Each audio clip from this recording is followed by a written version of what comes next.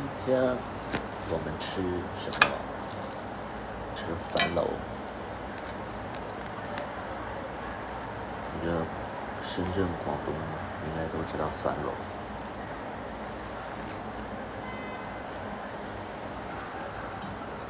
点了一个干炒牛河。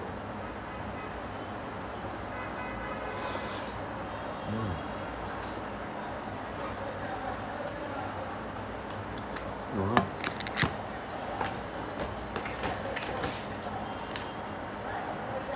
这一份干炒牛河要40块钱，所以它的牛肉特别多。但是我觉得它牛肉应该都在上面。40块的干炒牛河。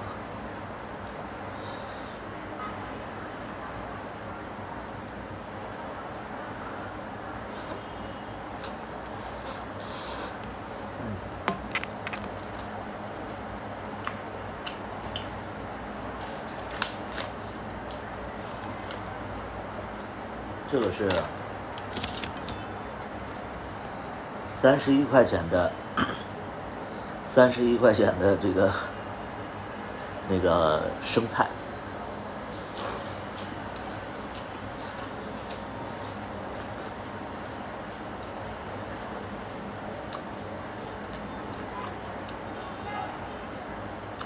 还不错。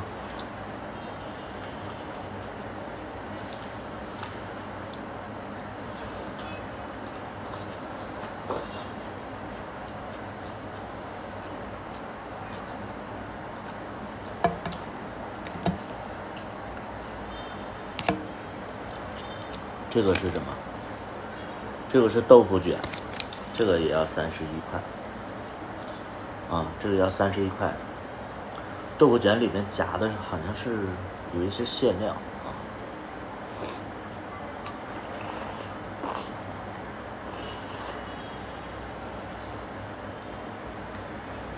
有肉。这个每次吃还都是很好吃，很入味。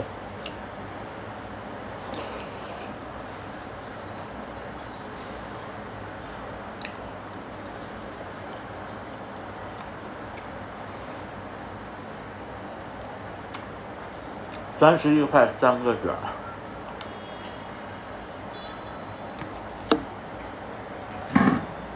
里面有虾仁怪不得。这个是35块钱的红油肚丝，这个属于红油肚，这个不是红油肚丝了，这是红油肚。因为你看这肚它切的特别大，然后里边有一些黄瓜。这个35块，我觉得还是值的。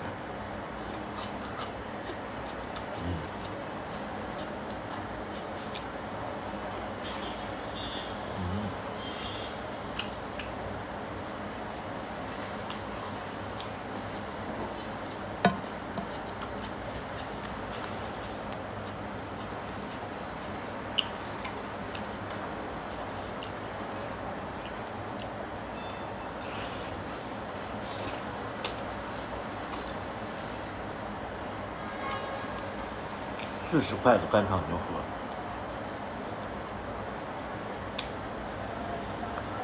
还是可以的。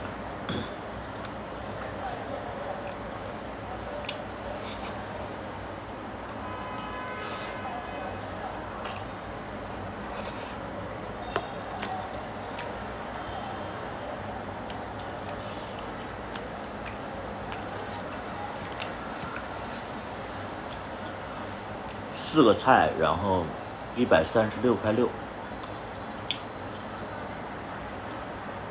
136块6。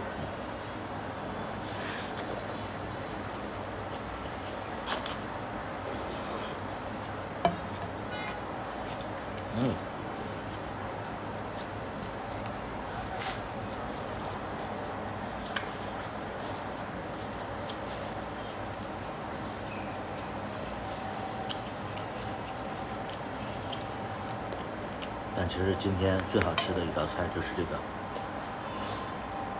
豆皮卷腐豆卷、腐皮卷。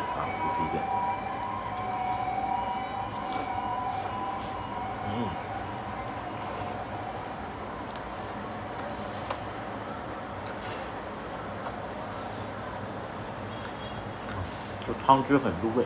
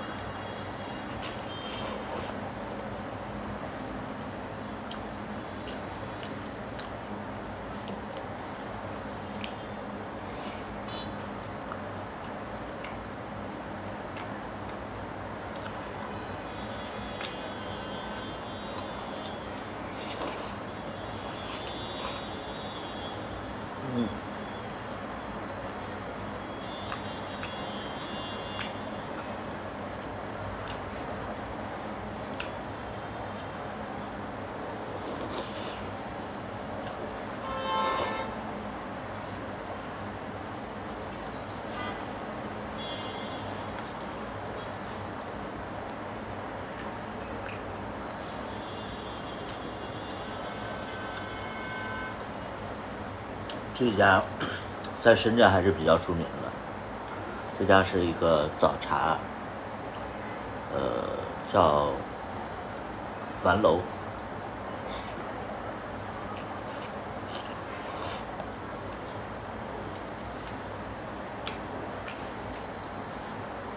樊楼是会很多的香港人会过去吃，因为他们会觉得樊楼的性价比比较高。我也不知道香港的物价到底有多贵，31块钱的那个生菜，他们会觉得性价比比较高。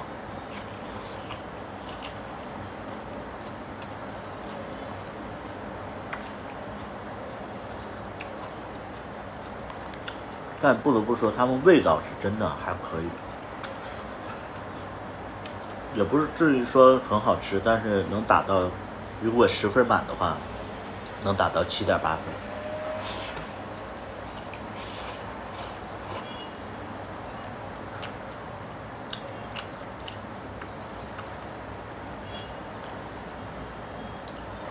就这个生菜，我每次都是要点的。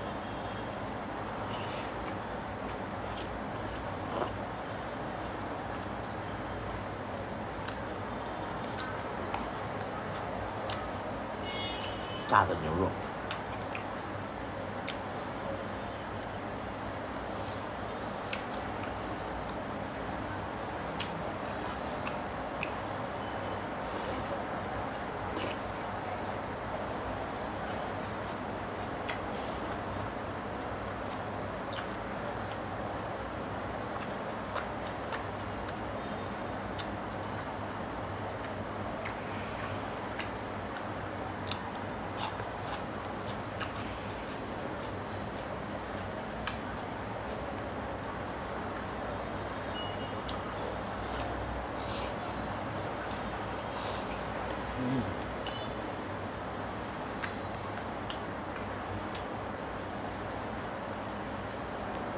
牛肉给的也太多了。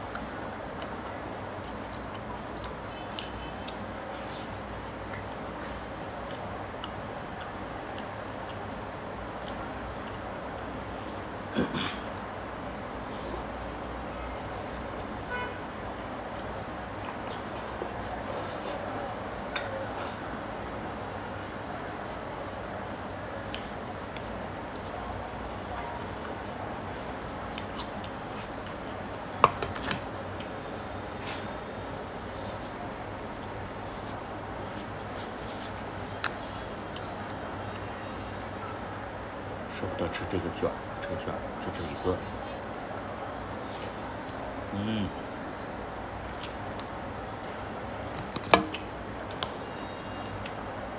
这里边有虾仁儿，有肉馅儿，还有一些木耳，有一些好像是韭黄、胡萝卜丁。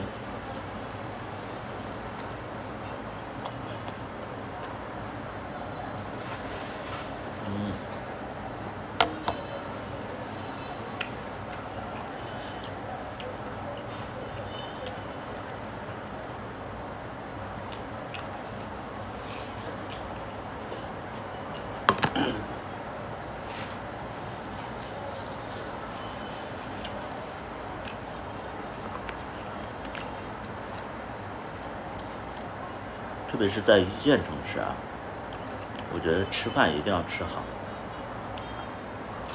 要不然那个孤独感。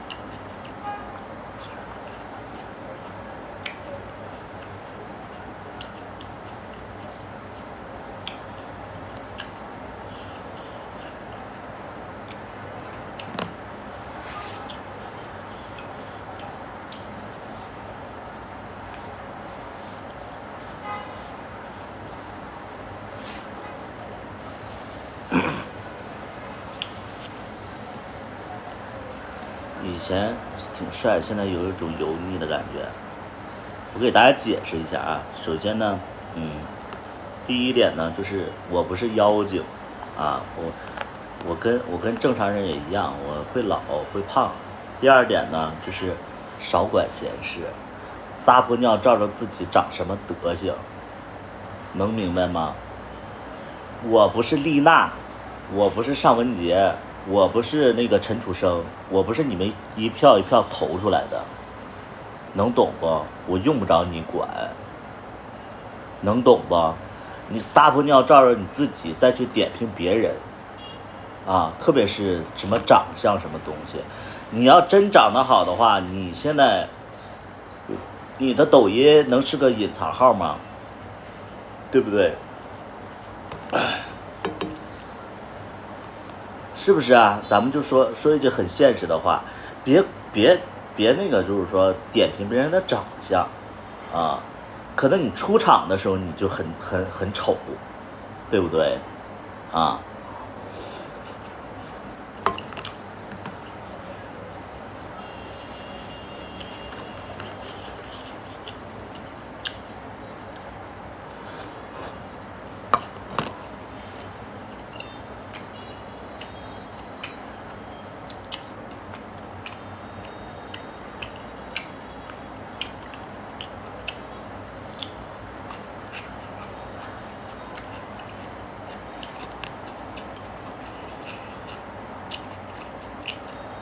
那个童心未泯也给我滚！那个叫什么童心未泯，请你跟那个刚才说我油腻的一起去死，好吗？你们赶紧死一死，可以吗？你还童心未泯？你是80了吗？你童心未泯？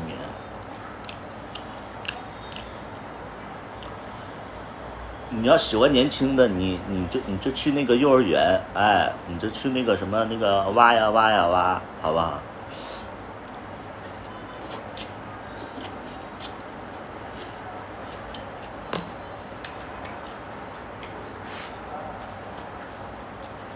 我是真心觉得啊，我们作为自媒体工作者，被别人就是说评论，我觉得这正常。但是呢，我觉得你要是攻击什么长相什么的，那我觉得这个就有点过分了。那人天生就这样，是不是？而且我们不是说我说实在的，还是那句话，我不是说你一票一票投出来的，然后你养成类的那个什么主播，对吧？他变没变跟你有什么关系？管得太宽了啊！你要说你从小就喂养，我们是那个什么 48，这什么 AK 什么 48，我们要是那种什么养成类的什么那个什么明星啊，可以。这你天天在这块白嫖我的东西，是不是？你天天在这块看我的剧，然后在这块白嫖，完了天天还来骂我，你这不贱吗？你这不是？打个电话给你爹妈问一下，就是说像你这种孩子，你爹妈是不是后悔把你生出来了？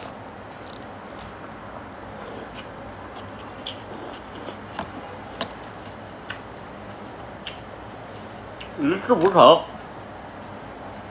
社会败类。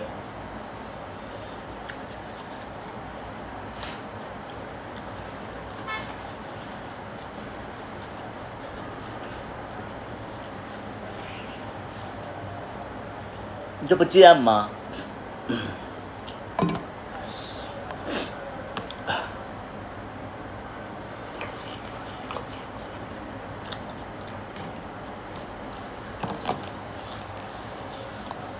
我告诉你，谁长什么样跟你没关系。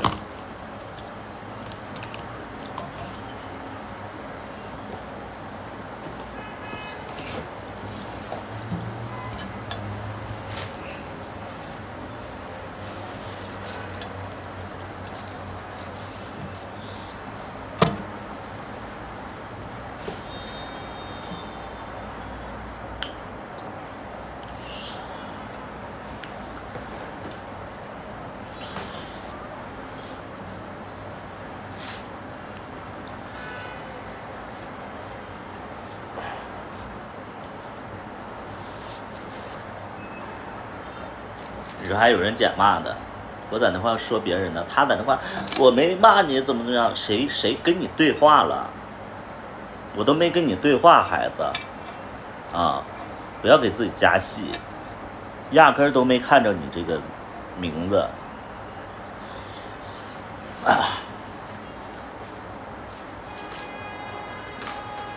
你们这些迷惑行为。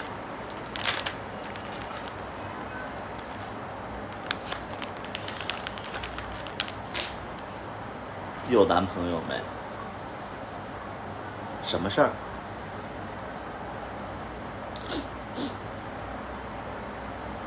你是什么事儿？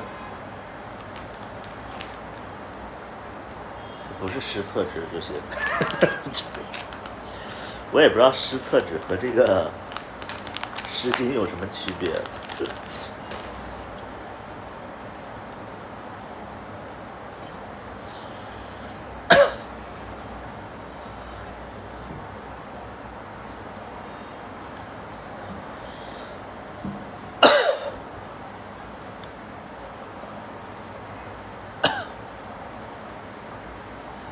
不是湿厕纸，这个是给宝宝用的。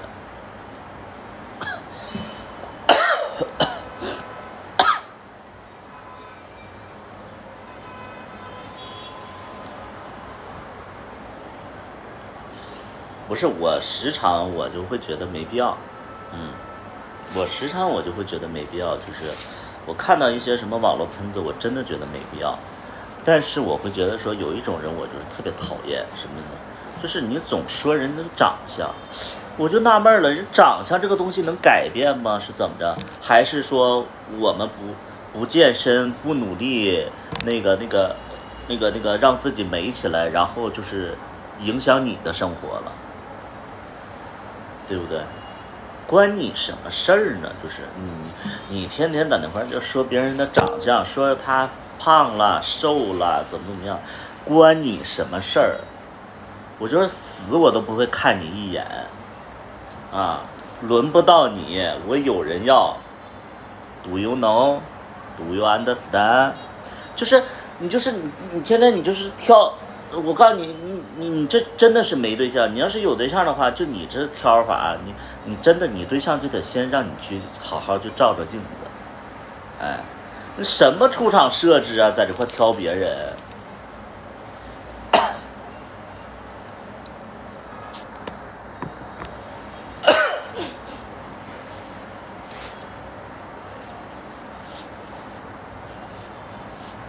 还童心未泯呢？你是什么童心未泯？你是压根不知道那个人事儿的那种，你就是啥也不是，你就是说话不经大脑。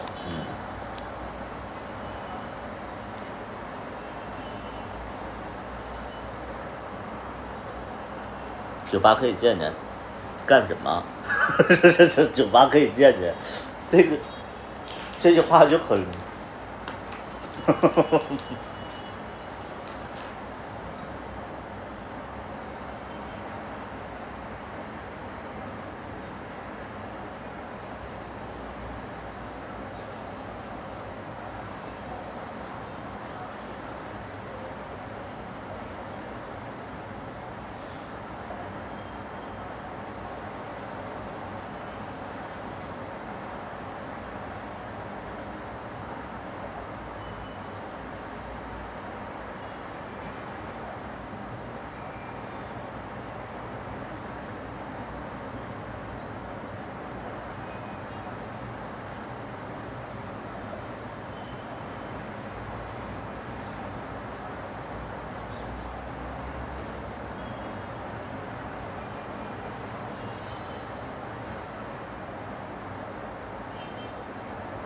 哈尔滨最近很火，我这哈尔滨出来的。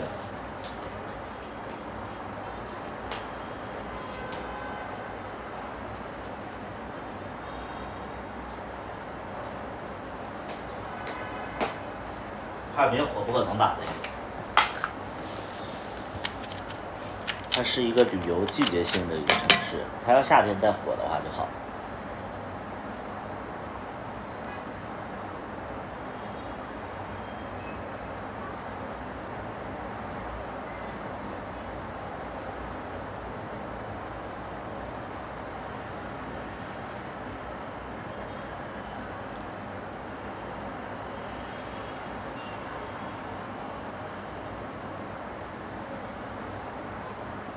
什么退伍军人。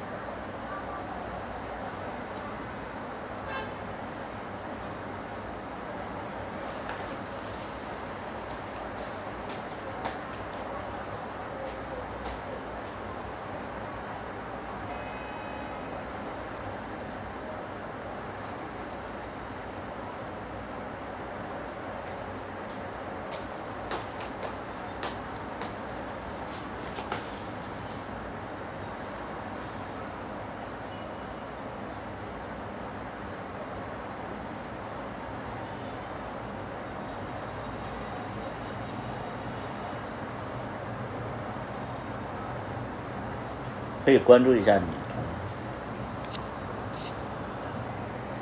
请问我要关注你什么？那个叫什么什么晚？16岁这个小孩，我关注一下，你想干什么？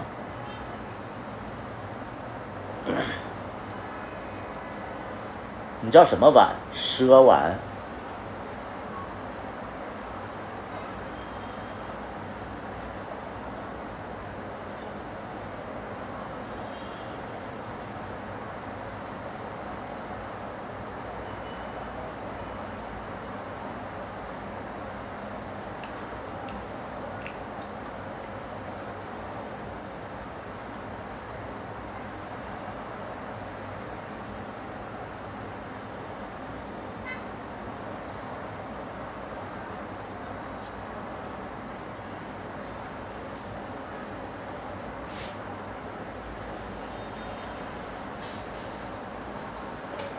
他想干嘛很明显，他想干嘛很明显，是想干嘛？不懂。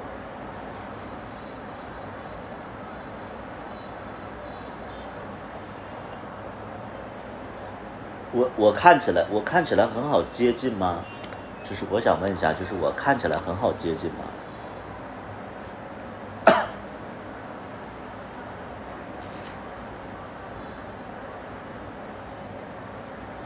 我应该看起来是一个脾气很暴躁的人。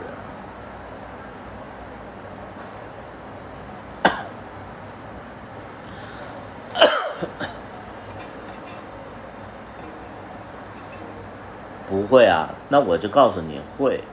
你16岁小孩，你关注我，完了我还得关注你，我干什么呀？啊，我关注你干什么？你那里边是有发什么东西啊？还是你很美？还是你可以给我发一些什么那个性感小照片儿？那你让我关注你干什么？我给你辅导作业吗？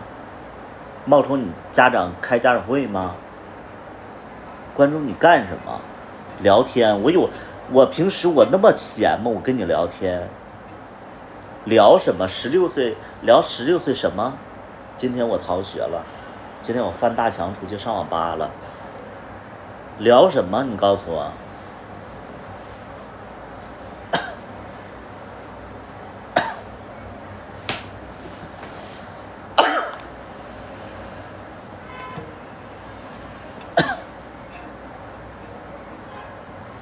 每天都在动物直播，跟我有什么关系？就是你做这些事情跟我没关系。在我心里，什么是关系？关系是相互有一个就是有一个沟通的关系，这叫关系。没有沟通的那不叫关系，能懂不？你就像有的时候我们谈恋爱的时候，自己感动自己了啊，然后就是那个他那个怎么地，然后你每天下班去那个就是见他，人家会觉得有个变态哎，这我都不认识他，然后他每天在那块蹲着，然后就是我下班就能看见他，我一下班我就能看见他，我上的夜班，完了他天天在我家门口蹲着等我，你说下不下眼？什么是关系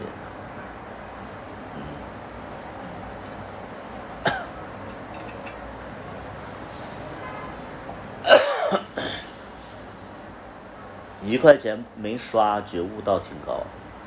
1块钱不刷，我想请问一下你们在我直播间里的人啊，你们在我直播间里的人，你们谁刷过礼物？我什么时候强制你们刷过礼物？还1分钱不刷？我的直播间什么时候要求过你们刷过礼物？我压根我就不，我直播就不是为了什么要礼物。要礼物的那个主播是怎么回事呢？来，我给你表演一下要礼物的主播，他们通常有一些现象，就是什么呢？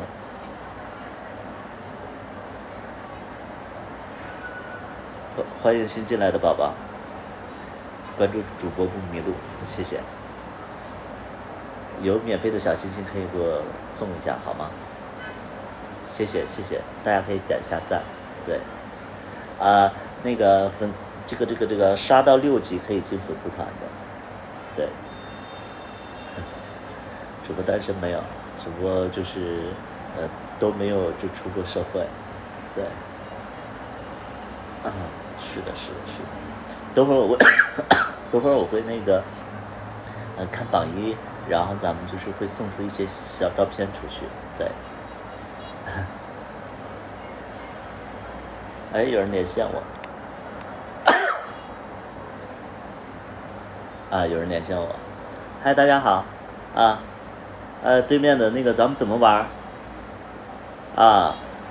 行，那惩罚是什么？行，军训是吧？行，好，来，咱们正式开始，来。好，家人们，咱们一定要刷礼物，这把咱们一定要赢，咱们就是不能输，因为输了丢人。咱们就是有多少钱，咱们刷出多少钱，好不好？来，咱们这一局一定要赢。来，最后10秒了，最后10秒，有没有大哥能看出我的脆弱？来，咱们反杀一下，好不好？5、4，刷一点，3、2。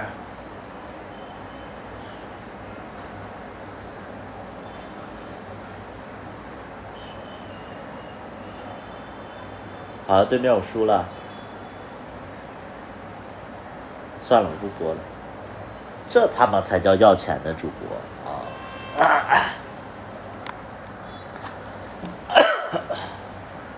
我啥时候过这个样子？从来没有这个样子。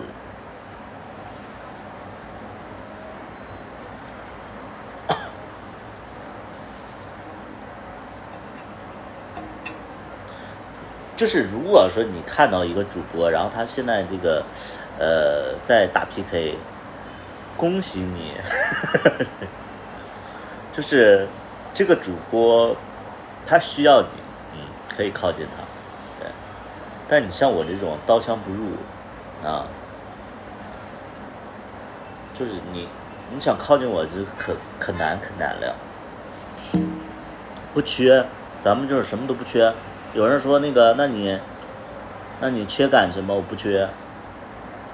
咱们就是不缺，什么咱们都就不缺嘛，对，不缺。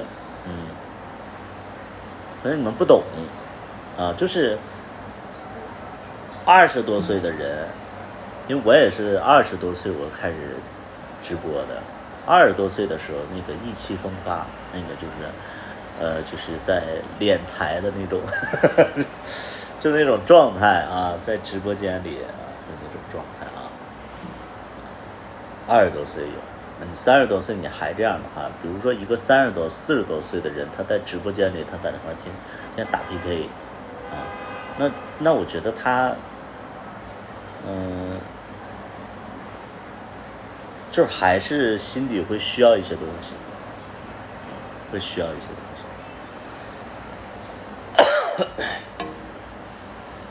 我需要的其实就是很简单就是多一点正常人我的直播间希望有一些正常人，然后能聊聊天就行。啊，这很简单。Monkey 来。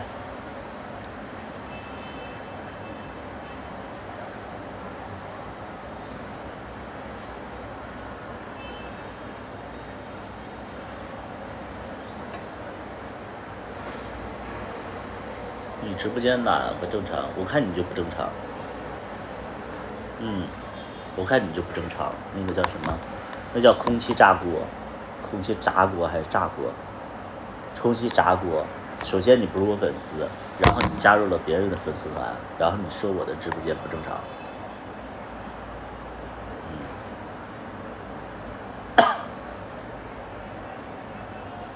行，你自己知道就好。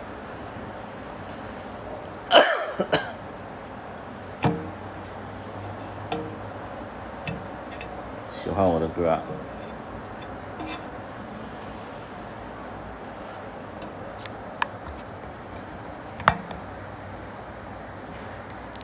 抑郁症中度，抑郁症中度，啊，我个人会觉得什么，就是抑郁症中度啊，这类朋友就是说我给你一个什么建议啊，就是别闲着，啊，就是别闲着，啊，你要是闲着的话，你就事儿你就特别多，啊，你特别多，但是如果说你就是，哎，打游戏看直播，你还是闲，啊，你出去打点工吧，你上班，哎，你把自己生活安排的那个满一满，啊，打游戏看直播，你忙死了，你真的忙死了。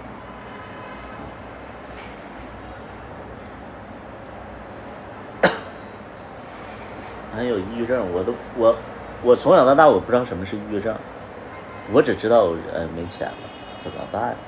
哎，愁死了，没钱了打点工吧，就那种我是这种，我所有的什么抑郁、心情不好都是因为没钱，就是没钱，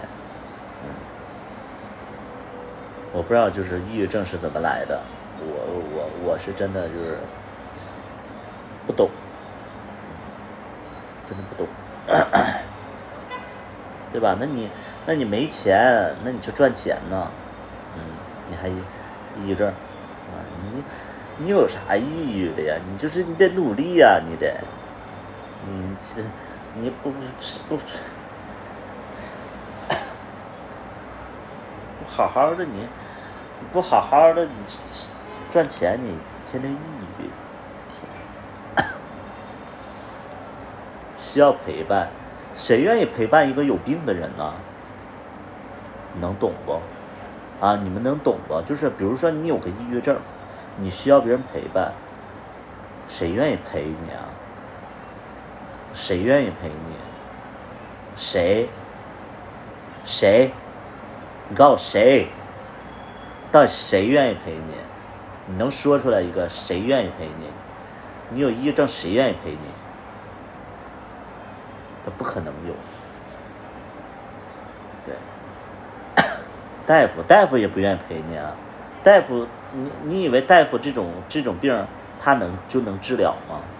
他无非他就是给你开点药，然后再安抚一下你，安抚人都不愿意安抚。大夫愿意陪你，现在大夫愿意陪你，人忙都忙死了。父母愿意陪你，父母人家忙不忙啊？我告诉你，真正的父母的，我告诉你，如果说我是你的父母的话，我的孩子得抑郁症了，我会觉得说这死孩子，他妈，就我会这么想。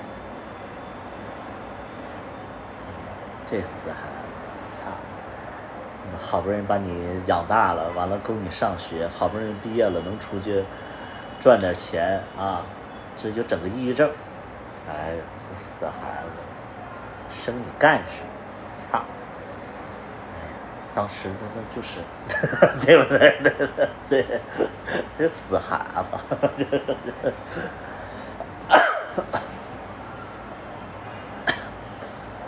真的。你以为父母就是完完全全就是活在你的世界里吗？父母有父母的社会啊，有自己的生活，有自己的思维啊。那你看父母那辈儿有没有抑郁症啊？没有，为什么呀？不兴那些，就是你父母那辈兴打麻将啊，说白了，现在抑郁症为什么多？流行，这玩意儿流行，嗯，这玩意儿流行。你比如说，哎呀，我失眠症，哎，有的人说我失眠，我说你为什么失眠？他说不知道，这就是失眠症。后来我就问我说，那你是一点都睡不着吗？他说，能睡着，就是白天能睡，晚上睡不着。我说那是不是因为白天睡多了呢？就是你这个失眠症，你为什么你白天你不睡试试呢？咱们就是说，就是你要白天不睡，你的就是失眠就好了呢。他说白天不睡我困呐。我说那你就活该呀、咱们就说你活该。什么叫失眠？失眠就是我就是连续的睡不着觉。你可倒好，你是晚上睡不着，你白天睡得呼呼的，这叫失眠啊？这他妈叫失眠，开了眼了，我也是。咱们就说你仔细分析分析自己的这个实际的情况啊。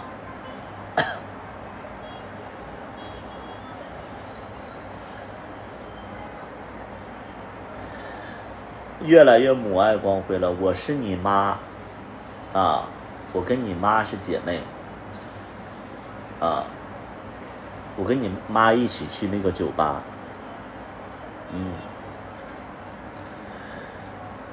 想看新剧，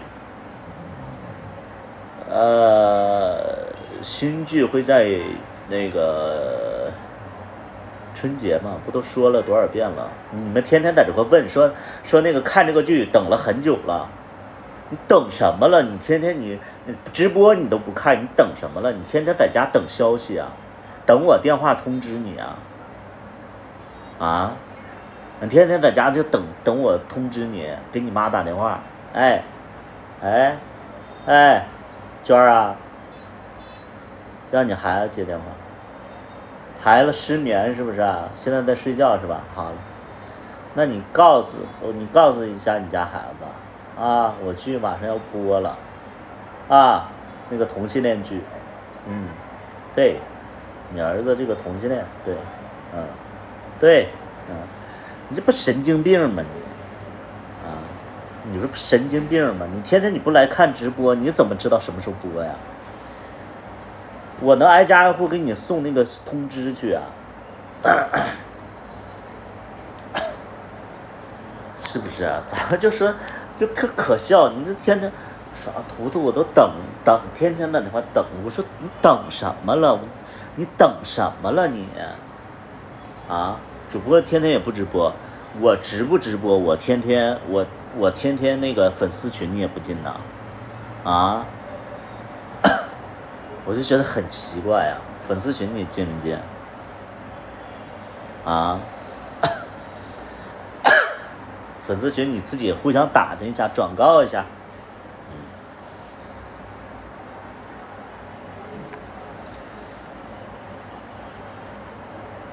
像你抑郁症都好了，你就是没病。我告诉你，空气炸锅你就是没病，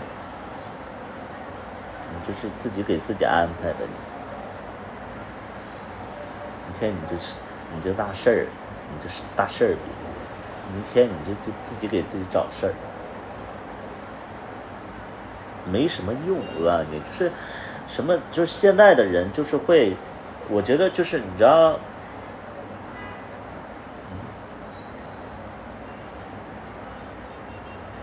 客房，酒店干客房累死了，这个床总是铺不起。主管，你是干什么？你是干那个房嫂吗？你是？你为什么一个男孩会跟你，就是弄到铺床去啊？啊，就是现在男孩会用铺床吗？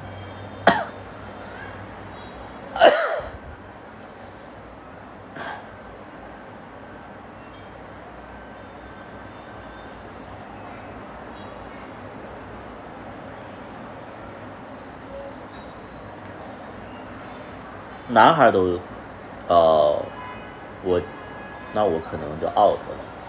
我之前我去我做过那个7天酒店前台啊，对，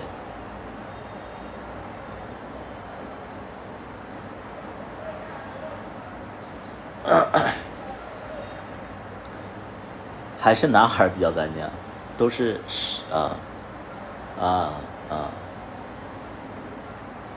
因为喜欢行，别来这套。我们就是什么呀？就是什么？就是我们在做我们自己该做的事儿啊。什么你们喜不喜欢，跟我们其实我们也没多重要。跟大家说一个非常简单的一个事儿，就是其实你在这个社会里边跟你有直接关系的人太少了啊，就是他们说什么其实影响不到你。你要是太在意的话，你会觉得全世界都跟你有关系，那你会很累。能明白不？就是我们做的很多事情，比如说就是我们是拍剧的，我们从来不在意别人说什么啊，说呗，你说我们照样拍啊，对吧？我们能因为你们的这个喜好，然后我们改吗？好吧，你们喜欢那个剧情里边加点小颜色，我们能拍吗？不能拍。这就是不要在意别人说什么啊，这有什么呀？就是，包括你父母，包括你兄弟姐妹，没等你到40岁的时候，这个孤零零的就你一个人啊。等你到60岁的时候，因为你可能就是很多人他选择不结婚，你就是孤零零在这个世界里啊，在这个社会里边，所以就不要在意别人说什么。然后父母，我不知道有多少孩子就是受父母的那个影响啊，就是说那个什么，家里管得严，或者说家里的那个教育方式让自己窒息怎么样？我跟大家说一个很简单的一个道理，就是我为什么辍学？我为什么辍学？是因为我觉得最主要的原因就是我家里，的教育问题就是教育出了问题啊。那个时候我父亲就是管理的，就是有一点军事化管理，就是很莫名其妙啊。就是当时我就说什么我也不想再去上学了，就我想就是赶紧远离家里，就是想去上班啊，自己赚钱，脱离家里，然后赚钱以后，然后学音乐。当时其实最主观的这种想法就是这样。后来我就出去啦，出了，然后那个就是打工去了，就跟家里的关系就比较远，一直到现在。其实我不是说对家里有怨恨，倒没有怨恨，因为我们从小家庭还是给我们就是营造了一个比较 OK 的一个生活环境。但是从我辍学之后，我有几年我是会从家里拿钱，因为那个时候刚出社会，然后有点适应不了社会，所以就是总是赚的不够花。我记得我从家里拿了2万块钱还是1万多块钱，反正忘了，反正就拿了一些钱。每次拿钱的时候，我觉得家里的那个态度都不是特别好。后来我就不从家里拿钱了，我就处对象了，我就处对象了，我不从家里拿钱，我就从家里拿钱，这，咱们就说，哎呀，从家里拿钱还得看脸色，咱们就是从对象那拿钱，咱们让对象看脸色，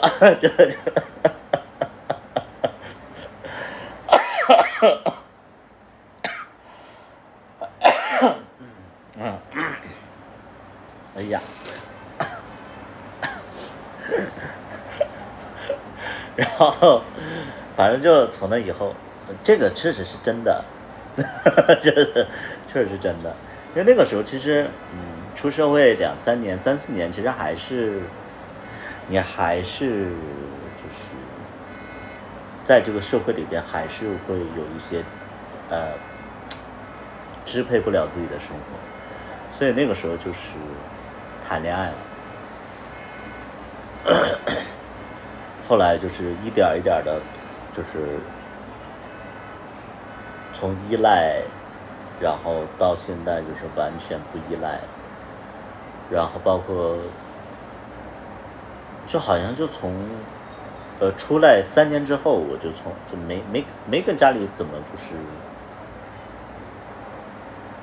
就涉及到钱的东西了，我也不给家里钱，家里也不给我，就是我也不找家里要钱。直到现在，其实我都会比较跟家里的关系不是说不好，就是比较远。就像你们就是在那个抖音上经常会看到的，为什么有些孩子他那么理性，然后那么独立，源于什么？源于就是家里给他不了任何的帮助，所以那个时候就是你自然而然的会对家里的一个距离啊，你就会保持开来。反正我会觉得就是说，我其实挺感谢家里那几年不太管我，现在就挺独立的，很独立，然后也挺能吃苦的，我觉得我算是挺能吃苦的，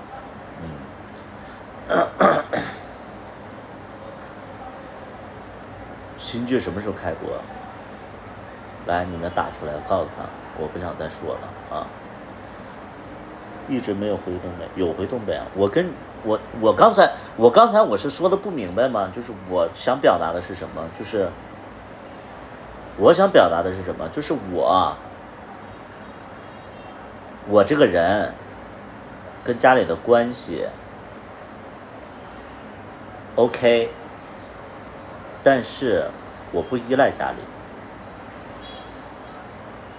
能明白吗？就是因为就那几年，我就觉得我自己好像就是融入不了社会，我完全融入不了社会。我就在社会里，我就觉得上班呐，我就觉得说，哎呀，这个班不是我想上的，这个班我这非常不想上，我就不想上班，我就不想上班，然后不上班你就没有钱花，没有钱你就得找父母要。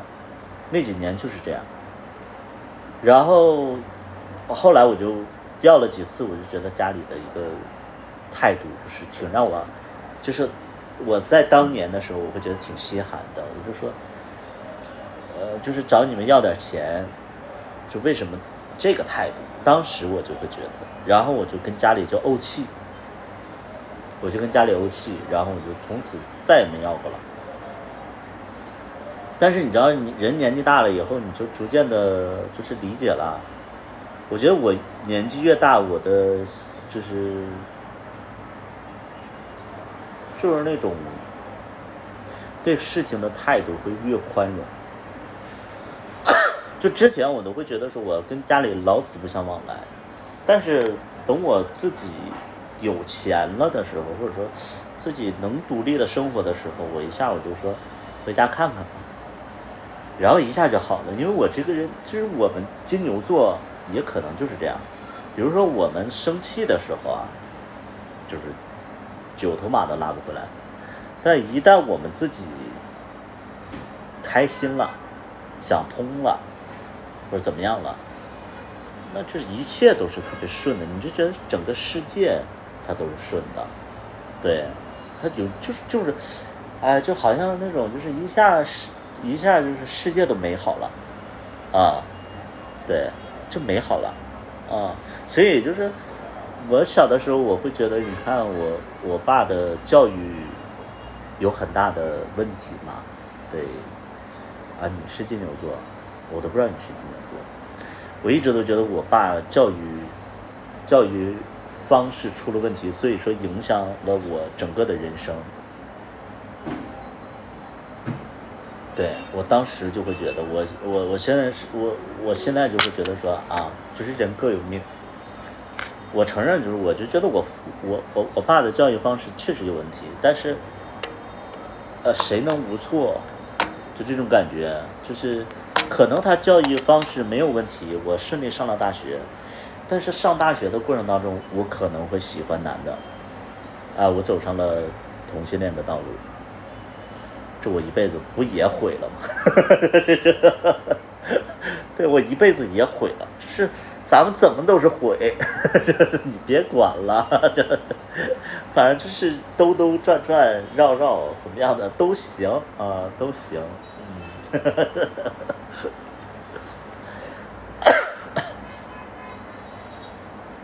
对，对于我来讲的话，其实嗯挺好，就是现在生活OK，也 OK，都会有出错的时候，谁没有出错的时候？我觉得都有啊。就是我这个人，你知道，就是我会跟别人闹别扭。你比如说，就是我剧里的演员，有些演员，我就真的，我就是说，我当下我就会觉得这个演员，我都打死我都不用他，我甚至让他就是，我就说，赶紧远离我吧。就是我的最真实的想法就是，我一旦出现了一个，就是看到一个人身上有问题的话，我就立马我就想远离，而且就是尽量就是跟他脱离关系，就是别沾边儿。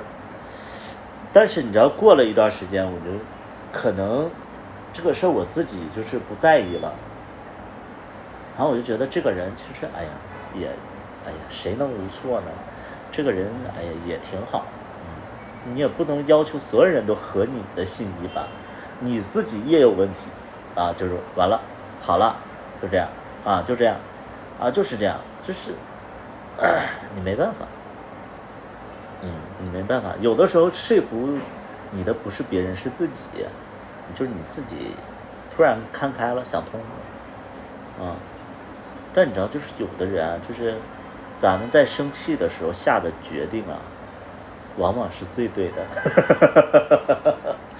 就是你后期你对别人宽容啊，是你心态上的一个转变，但它不一定是对的。怎么感觉老了很多？我是妖怪吗？我永葆青春吗？我是吃唐僧肉了吗？我不能老吗？你天天关心我老不老，你回头看看你爹妈老不老？你看你爹妈为了养你，头发都白了多少，皱纹加深了多少，天天总关心别人啊，管的太多了。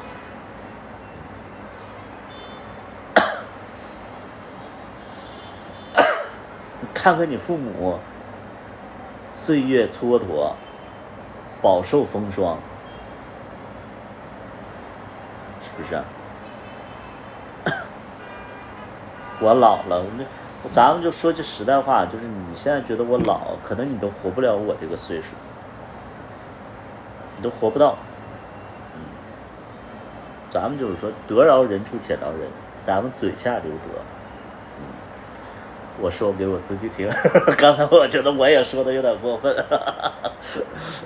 就是我说我自己呢，这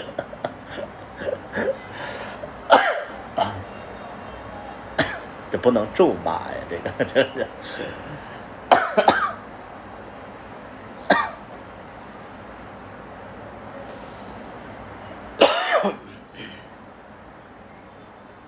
眼泪都笑了。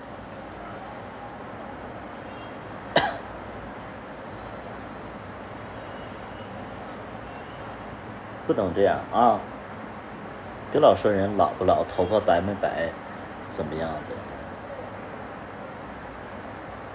应该拍喜剧。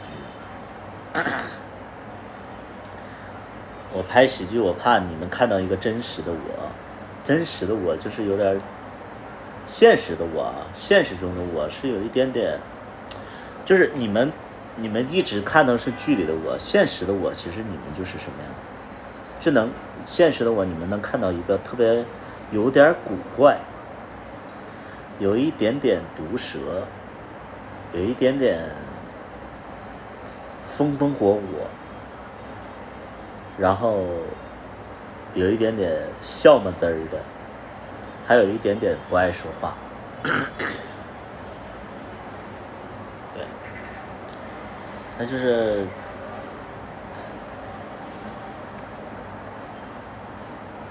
用哪个角色来评价我呢？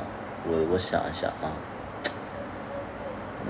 我看看近些年的影视剧里边有哪个角色有点像我。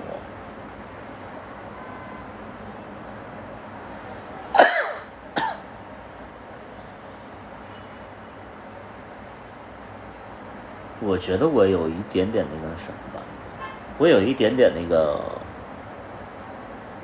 四郎，我有一点点那个雍正，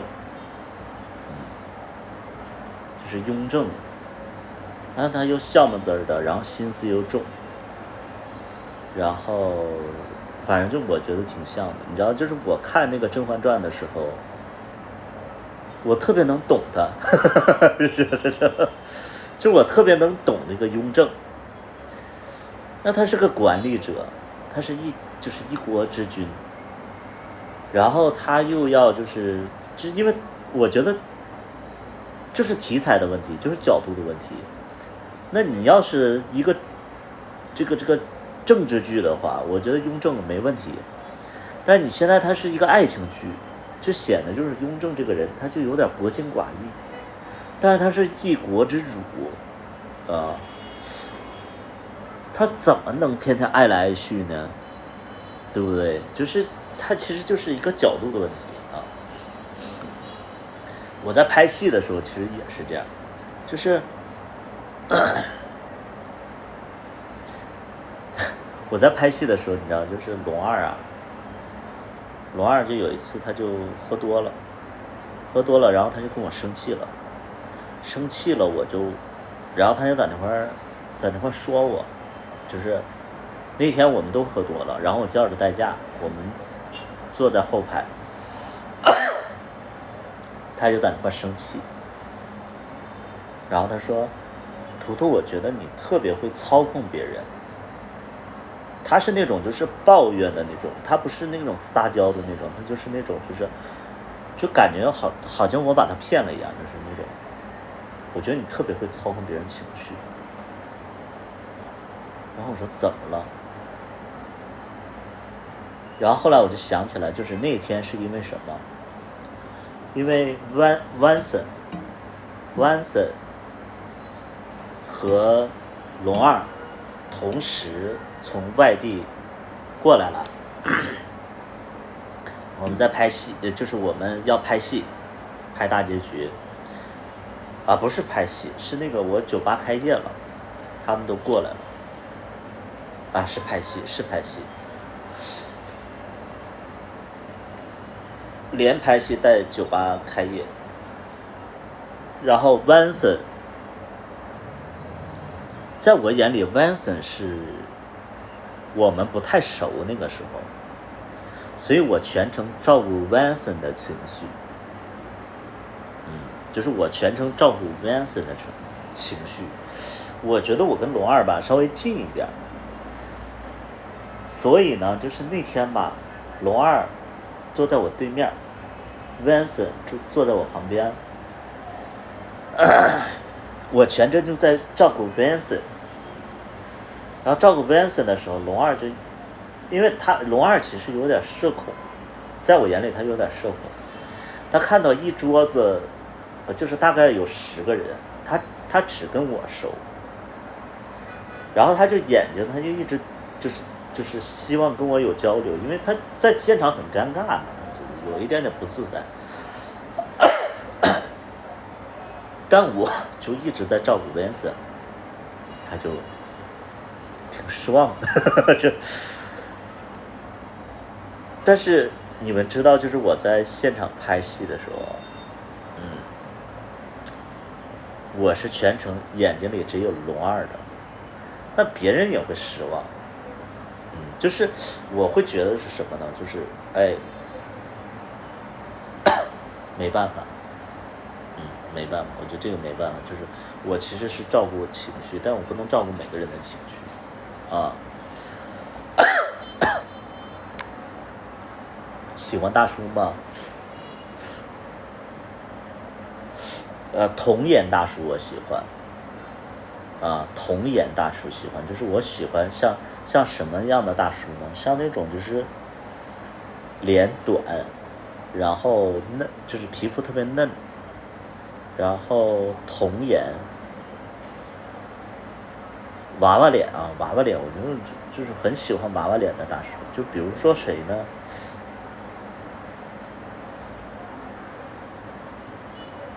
就是有个主持人叫李想，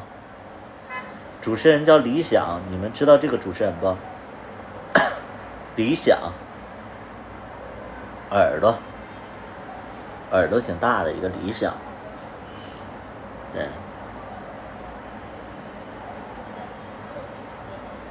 对，你就是。还有谁呢？就是童颜没了。我觉得理想算是我心里的童颜。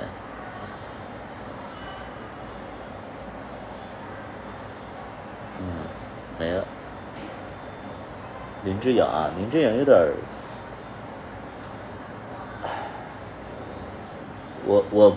我说实在的，就是我接受不了，就是那种说话做作的。对，就是我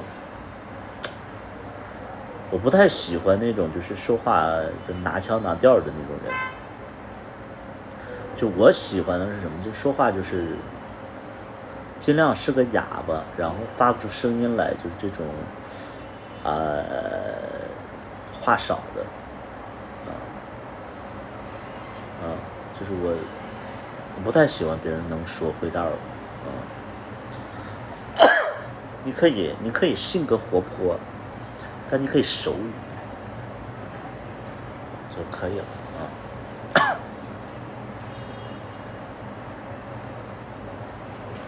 喜欢理想啊，对，我还喜欢那个前一段时间就是采访那个360的那个周宏伟，采访周宏伟的那个，我还挺喜欢那种，是采访周宏伟的那个程前，我还挺喜欢程前的。所以就是我一看到程前这个事儿，我就会觉得说他这么好看，他有什么错？就是他哪儿错了？他不就是犯了一个就是所有年轻人都犯的一个毛病吗？说话有点猖狂。但我觉得这是年轻的一个，就是一个现象。周鸿祎啊，周鸿伟是谁呀？周鸿伟是谁呀？除了脸还有啥？够了呀！我们是看客呀，我们又不跟人过日子，我们不看脸看什么？就我就很好奇，就是像你这种叫花开富贵情人家，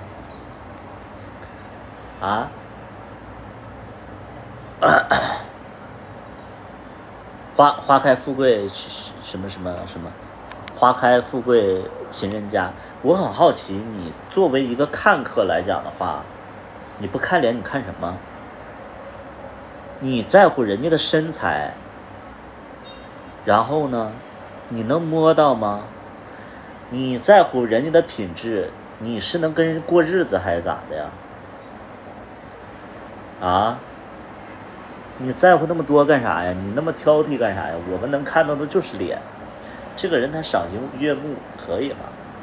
周鸿祎看着比程前顺眼，你喜欢老头你就直说，哎，我给你推荐一些群，啊，特别是你还适合来深圳，深圳就是低于50的都没有人喜欢，哎，50以上的全都是咱们就是说火的呀，哎呀妈呀，深圳就是这样。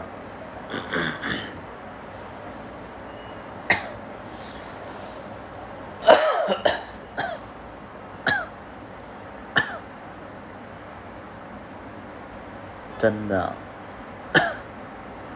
深圳是这样，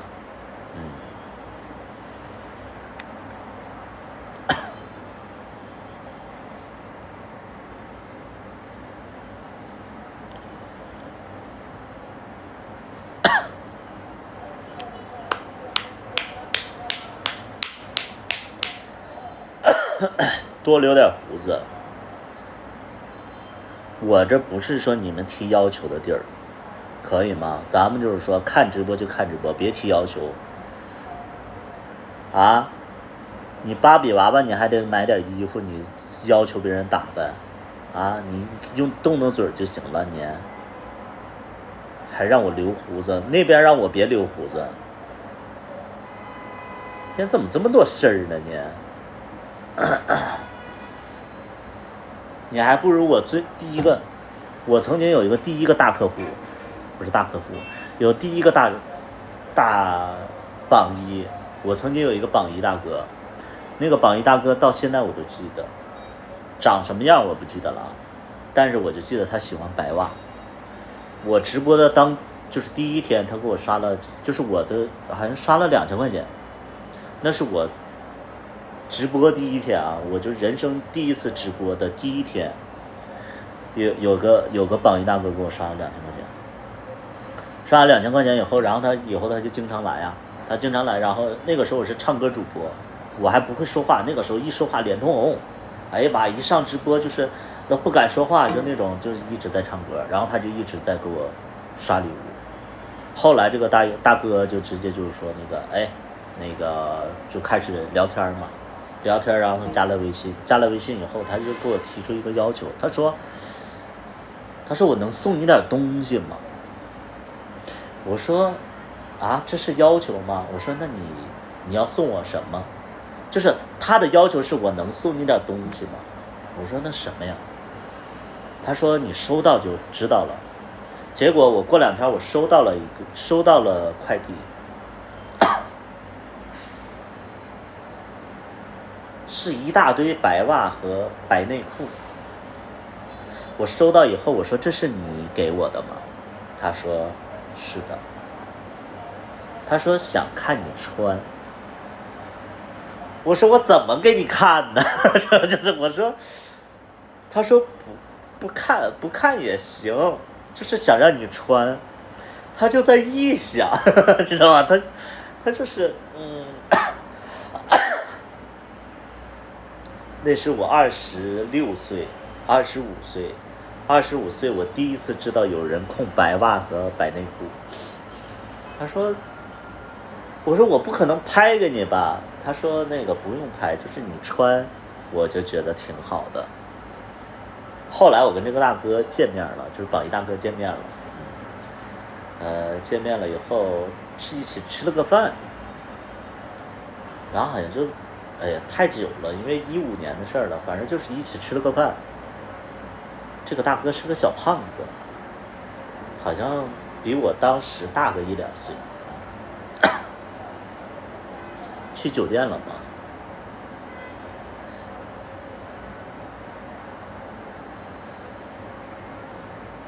去酒店了吗？我是主播，我那个时候的主播跟现在的主播不是一回事儿，你不要给我乱说了。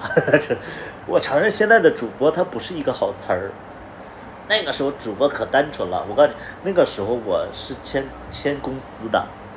我签公司，然后我就跟我的就是运营，我就说了，我说那个我的榜一大哥要见我，他说你千万别见到，我说为什么？他说主播跟那个榜一大哥就要保持距离，我没听啊，我偷着见了，吃了个饭。咱们该说不说，就是运营说的话还真的是挺真实的。我见完了以后，可能他想有进一步的交流，但我没有啊。我吃完饭我就回家了。回家以后，这个榜一大哥再也没出现过。就是我觉得运营说的话还是蛮对的。你就是你见到了，你就是就是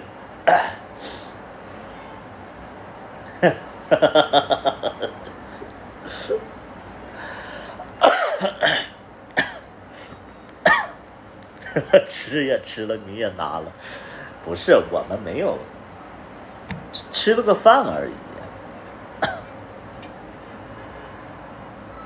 那一直拒绝不见也不合适吧？不是，当时我，你知道，当时我的心里就是会觉得说，没干过直播嘛，然后也没觉得说这是赚钱嘛，就会觉得说，就会觉得说，那人家总给你刷礼物，然后就交个朋友，见个面，吃个饭，不过分吧？又不发生什么东西，然后再加上我的所有的榜一大哥，我人生中所有榜一大哥都不是特别强势的人，所以他们就是跟我像朋友一样处着，有的甚至还是奴，对吧？我就觉得说挺好的，咱们就是交个朋友什么的，没所谓，也不害怕，真是这样，对。不怪你，怪他要的太多，人家也没说什么。我告诉你，那个榜一大哥说实在的也没说什么，就是，我就觉得那个人他唯独有一个癖好，就是我觉得他想给我传达的意思啊，他想给我传达的意思就是我穿完了能不能把这个袜子和内裤寄给他啊？可能他是有这个意愿，但是我当时没 get 到，可能。因为我就不懂有这个群体，你知道吗？你知道吗？你们懂不？就是你不了解，就是说什么袜子、内裤圈的，因为15年，你说谁了解啊？谁了解这些东西？谁也不了解，对吧？那人家就送我当时我还会其实奇怪呢，你说这为什么送这玩意儿？你这多奇怪呀，是不是啊？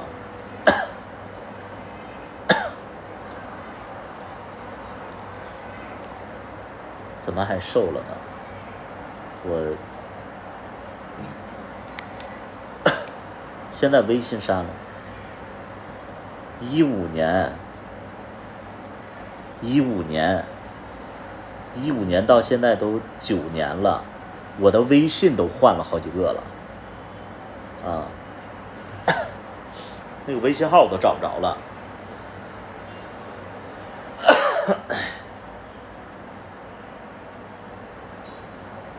对，那个时候还在用 QQ，不，那个我也没用 QQ 了，但是就是微信就是换了都。啥时候播？过年，你们来我直播间，你们就是听着点消息。过年，我不知道你家电话，你来看我直播的时候你就听着点，好不好？我这播了，我这都找不着你们。互相转告一下。有个微信也没反应。过年初几？过年应该是那个大年三十儿，应该是大年三十儿。但我现在就是差配音，差那个剪辑，差那个字幕了。不是，差配音，差调色，差那个字幕。我觉得7天这1周时间我怎么我也会弄好的。不看春晚了。在哪里播？之前在哪里播？现在就在哪里播？问，龙二去配音没有？天天问我这些问题。之前在哪播，在哪看呢？你就在哪看。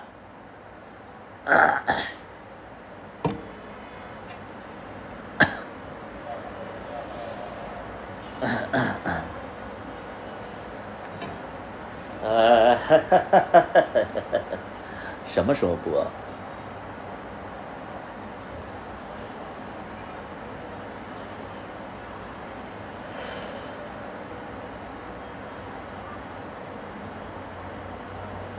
杀了他，就是我杀了他，就是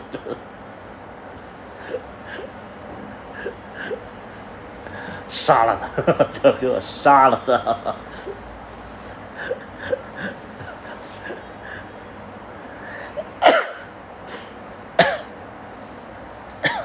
贴墙上。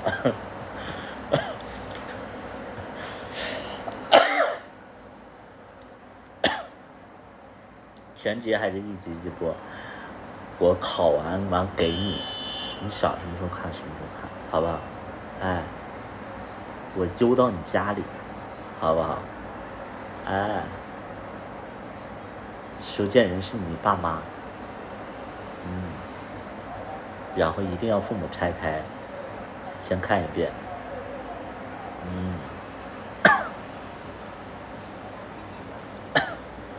边看边哭。前4集不好哭的，前4集就是在交代4个人物，就是前4集啊，就是你们会看到4个人物，4个人物，然后就是你们前面4集啊，你们就看4个人物的发展史，这4个人物，然后就是接下来的剧情就是针对这个围绕这个4、5个人物啊，可能4个人，一共有6个人物，6个主线的，就是6个主角。你们要看这个主角的单线以后，然后就看，就是这前6集单线，看他们是怎么成长起来的，然后再看他们合并到一条线里边，能明白不？我这个解释能懂不，家人们？家人们，你们能懂不？就是我新剧有6个主角，6个主角呢，然后就是前面1集，就会前面4集会讲这6个主角的，就是那个就是算是介绍了啊，对，有单独的故事线。前6集是单独的故事线，然后最终汇总，哎，它汇总就6条线，然后我搓吧成一条线，然后它就是一个故事线，它就往下走了，能懂不？哎，我怎么像那个就是讲解高铁的那个那个女的似的？对，它是6个人物。剧本杀看过吧？啊，剧本杀看过吧？不是，剧本杀玩过吧？玩过剧本杀不？剧本杀就是每个人会有一个剧本啊，每个人会给你发一个小本本，这个小本本是你自己的线啊，这是你自己的线，然后你看你自己的线，然后去找线索，然后就是然后前面1章都是你自己的事儿，然后后边呢，你的故事线跟别人就掺和到一起去了，然后你们就在这个整体的故事线里边找线索，能懂不？哎，然后我在这个剧里边，我是属于那种，我不是6个主角之一。我是6个主角，其中有2、3个跟我有关系，能懂不？哎，就是我不是6个主角之一，我是6个主角的，我就相当于里边的 NPC 啊，就是这6个主角，其中有3个跟我有关系，对。哎，其实我也算主角，我看我的剧情还挺像，但是我在剧里边像华妃一样，我中间就下线了，啊，我那个年羹尧那个被打下去我就跟着下线了。对，因为我不是主角。最终主角有1、2、3、4、5、6啊，最终主角有5个，有6个啊，有6个，后边是他们的故事线啊，跟我没什么关系啊。现在在哪里看？你在那个，你在什么呀？你在那个冰箱里看。你在那个什么？你在那个后票大厅里看。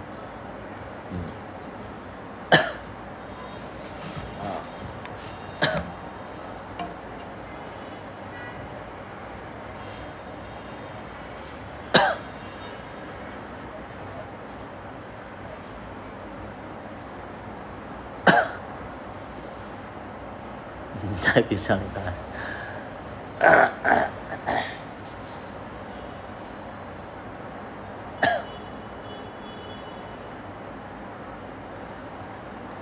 这个新剧啊，我觉得就是大胖爷们你好。就是这个新剧，我觉得你们看的时候就会能看出来它是剧本啊。这剧本是什么意思呢？就是剧本是有设计的，但是这个故事啊，我觉得你们看完也会有一点点说，哎，百里屠夫怎么在就是在那个就是模仿人家那个繁花呀？没有。就是你怎么看这个故事，它就是，哎呀，怎么说呢？怎么说呢？有一点点就是创新，就是正规化吧，可能会有一点点正规化。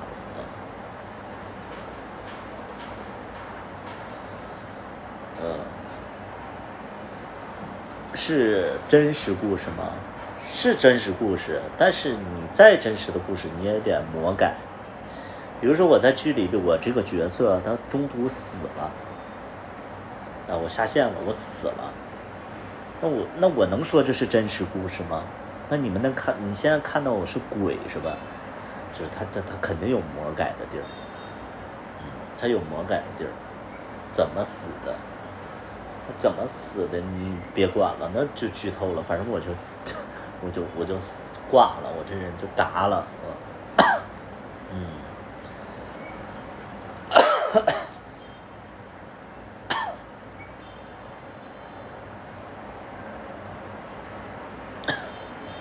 这个中途就嘎了。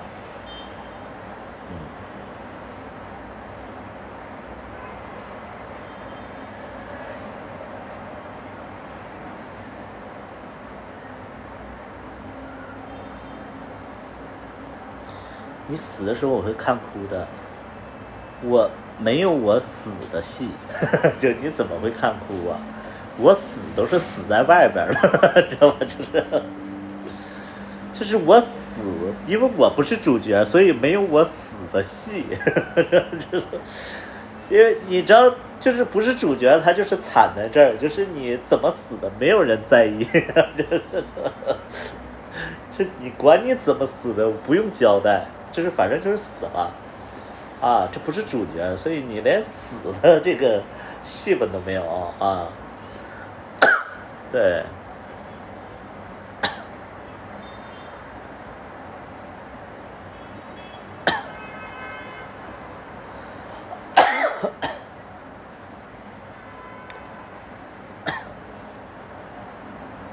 挺美的你啊，这美啥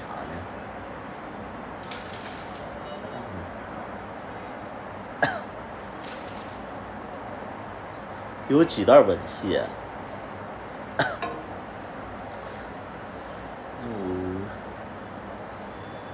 有一段吧，有一段吻戏，但这个吻戏啊，国内播不了就是咱们就是只能在那个 YouTube 去看，这个吻戏你们看不了，因为太劲爆了，就是对国外的那个版本我能看，我们会有2个版本，因为国内过不了审，那亲都过不了审。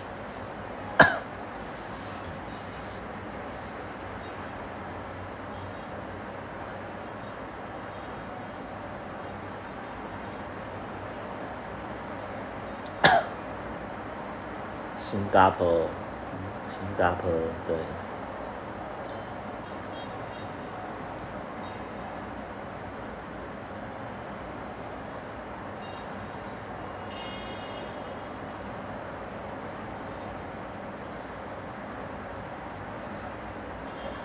你来新加坡吗？我带你逛逛。利勇，亨利勇，好像是个韩国名，亨利勇就是新加坡，就是我听说新加坡治安很好，对吧？对，哎，是马来西亚，到底是哪里啊？新加坡、马来西亚，新加坡啊，新加坡，新加坡，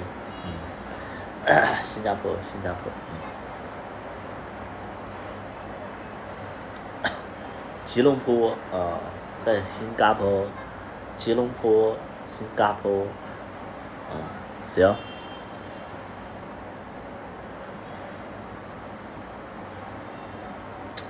我没睡好，我得睡一觉。我的头飞边的了。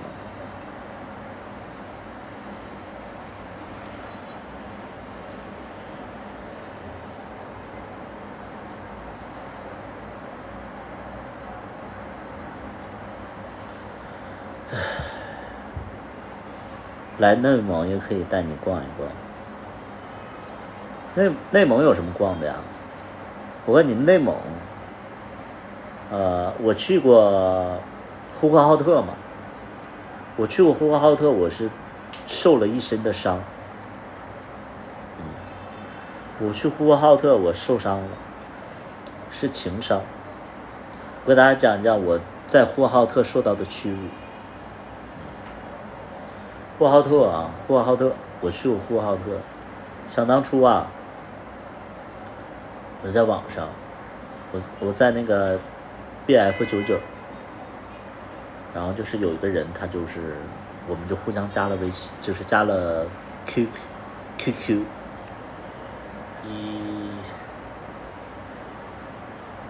一几年啊，那是12、13年吧，BF99，12、13年，然后我就在 BF99上加了一个人，他在呼和浩特，他做那个餐饮管理的。当时呢，我也是在那个饭店里做服务员的，然后就加了嘛，加了以后，然后就是互相有好感嘛。再加上那个时候我跟家里的关系不是特别好，然后我就决定去找他嘛。其实他也说那个啥嘛，他说那个就是一起来生活，跟他住在一起。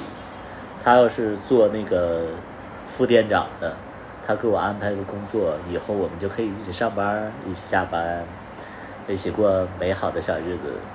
然后他单位又给他租房子，所以我们就很容易快乐的一起生活。当时就是这么想的。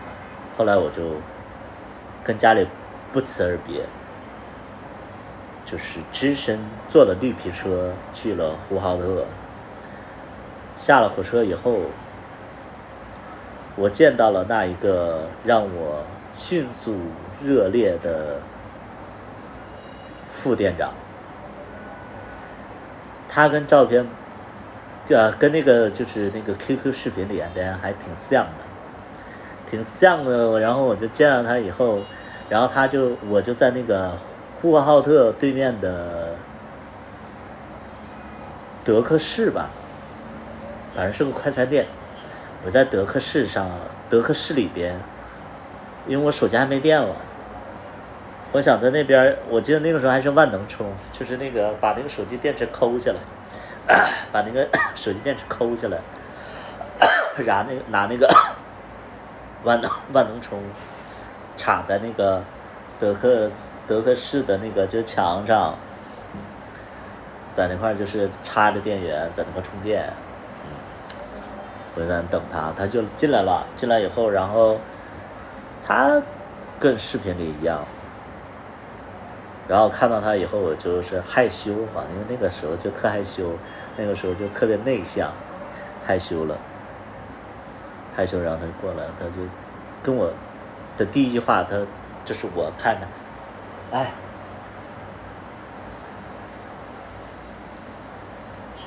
你怎么满脸都是痘啊？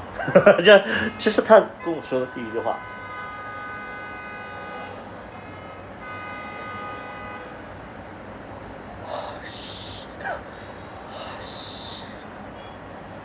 这个人有没有素质啊？他有没有素质啊？他脑子不好吧？他干什么？这是美好的一开始，就是马上就结束了，就是干什么他？对啊，就是干什么这个人？反正我就说啊，对，最近睡眠不好，这，那我能说什么呀？你告诉我，他说你怎么满脸的痘？我能说什么？我只能说，对，他睡眠不好，其实就是那个时候就是长痘的年纪。然后我就跟回家了，回家然后就是吃了个火锅，吃完火锅，然后他突然跟我说，他说他家人来了，他现在跟家人一起住。他说今天晚上，他们在这住，什么时候走不知道。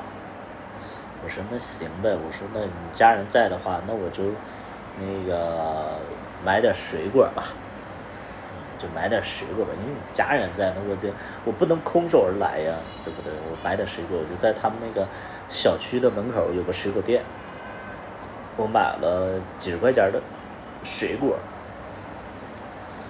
该说不说，他家人特别热情。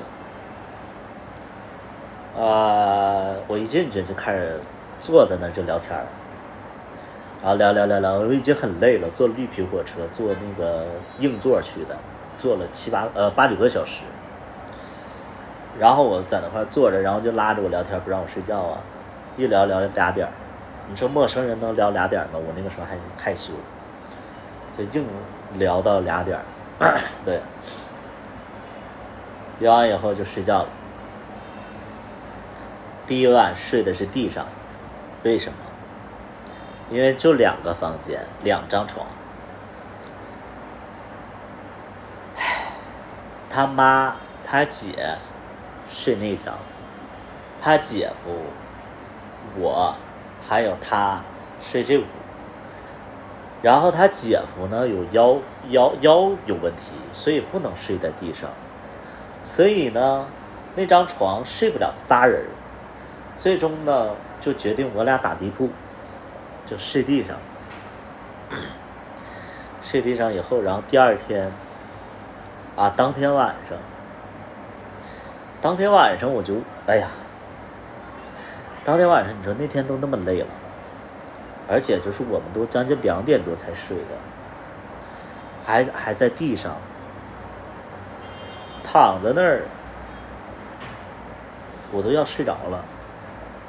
这老小子就不老实啊，这老小子就拿屁股一直蹭我呀。我说这大半夜的这干什么呀？这干什么呀？你这大半夜你干什么呀？你姐夫还在上面，你干什么呀？哎呀，这没出息，反正就是硬在那块就是蹭。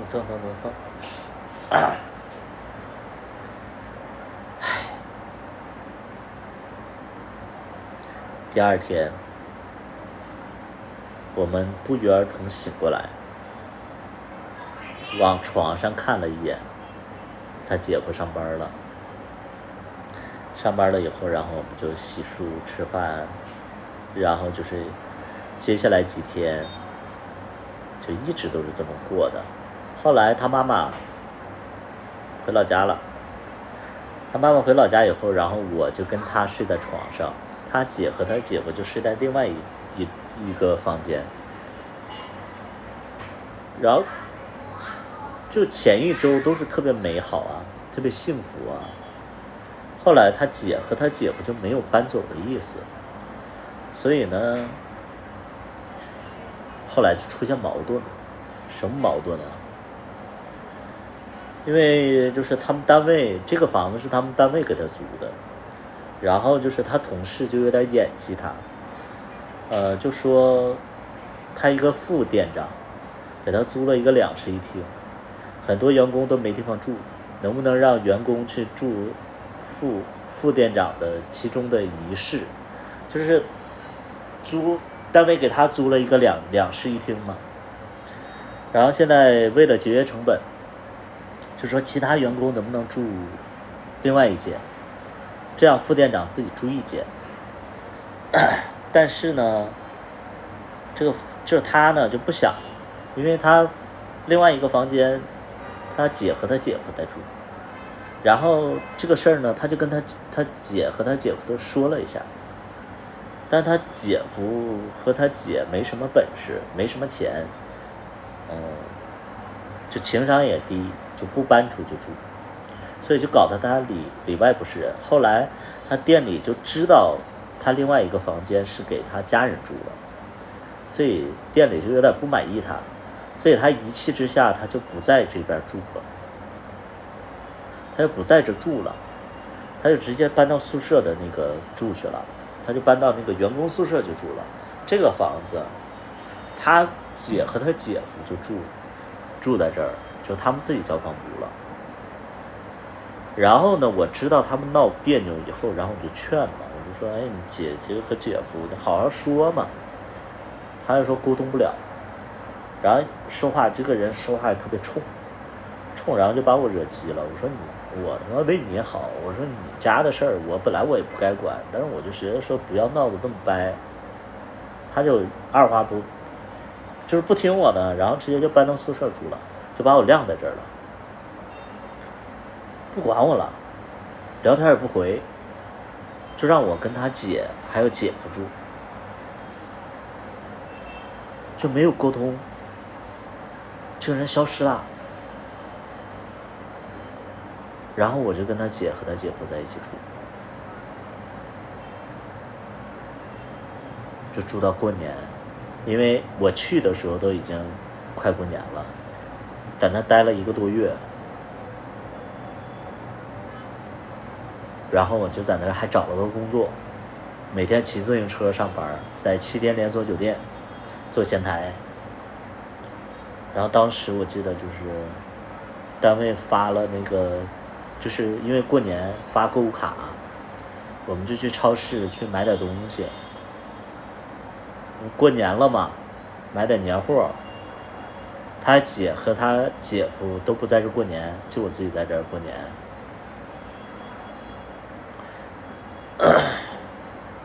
然后我就买了一大兜子吃的，寻思就是他姐和他姐夫就回老家之前能给他们拿点。就我就骑自行车的时候，然后那个时候呼和浩特的冬天吧，也不是说特别冷，有的时候下雪吧，就是赶化了，地上就结一层冰。我骑着自行车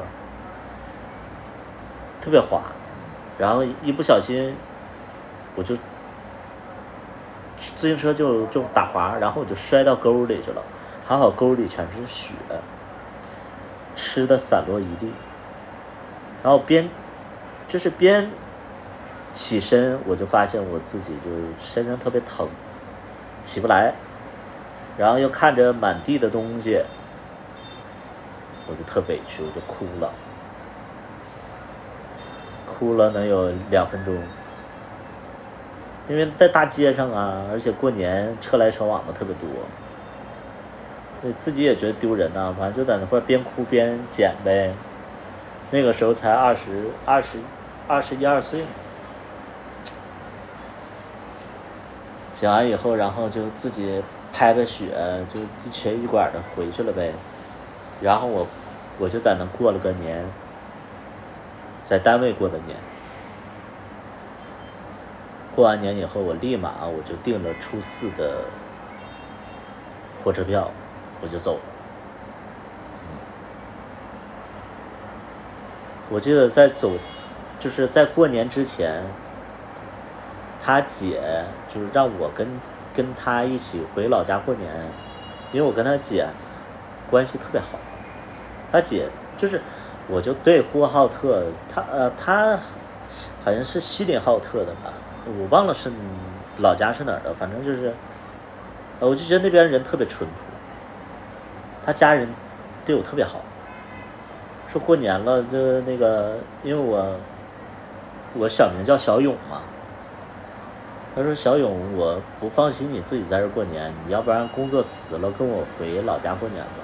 我说姐不用，我说那个，这你要是现在辞职的话，1分钱拿不到。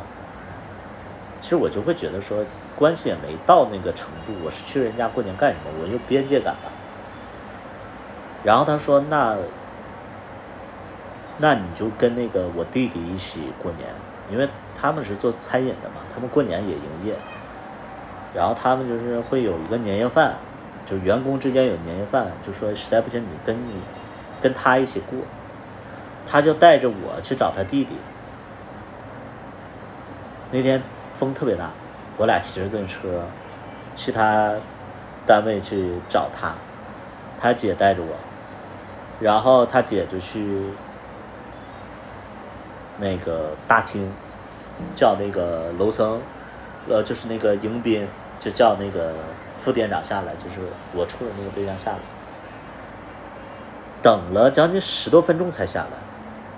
下来以后，因为我在远处，我没靠前儿，他俩在那块就是说了2句话，然后就有一点点不愉快，就争吵。然后他就甩身他就走了。然后他姐姐就过来了，他说那个小勇，就说我没这个弟弟，你过年你就跟我回去过，咱们不跟他一起过怎么样？就他姐他就跟他好像就有点口角。然后他姐就安慰我，就说哎，就不要跟他过，跟我一起过之类的。当时我就觉得说这个人怎么这样？这个人怎么这样？就是直到我走之前，我都没再见他一面了。就我会觉得说，你不处，你有句话；我要走的时候，你有句话，都行。对，就是都行。就是这个人，就是这个人真的是个哑巴，不会说的。你何必呢？你不懂。就是我当时我不懂，我就觉得说，你就说一句不处了，有这么难吗？对吧？你就告诉我一下不处了，或者说我不想管你了，可以了，或者说你就是说你什么事儿惹到我了，不可以，不说，完全不说，没有结果。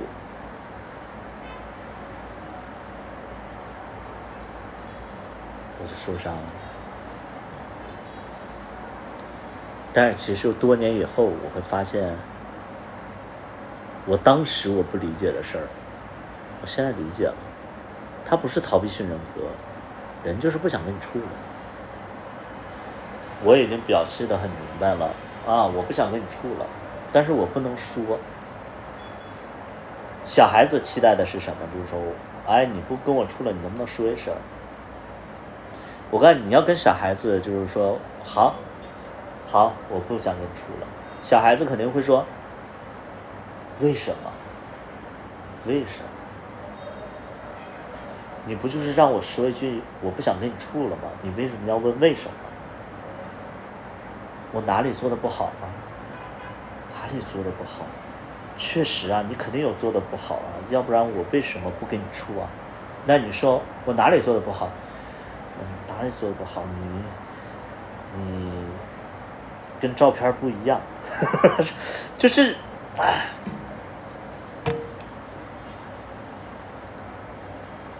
然后两个人就会吵起来，跟照片不一样。果然是在意别人的外在，那不然在意什么？你无情，我还好吧？你这个渣男，当时你让我过来，你可不是说这句话，那你跟照片确实不一样。说俩人就会吵起来呀，就是这。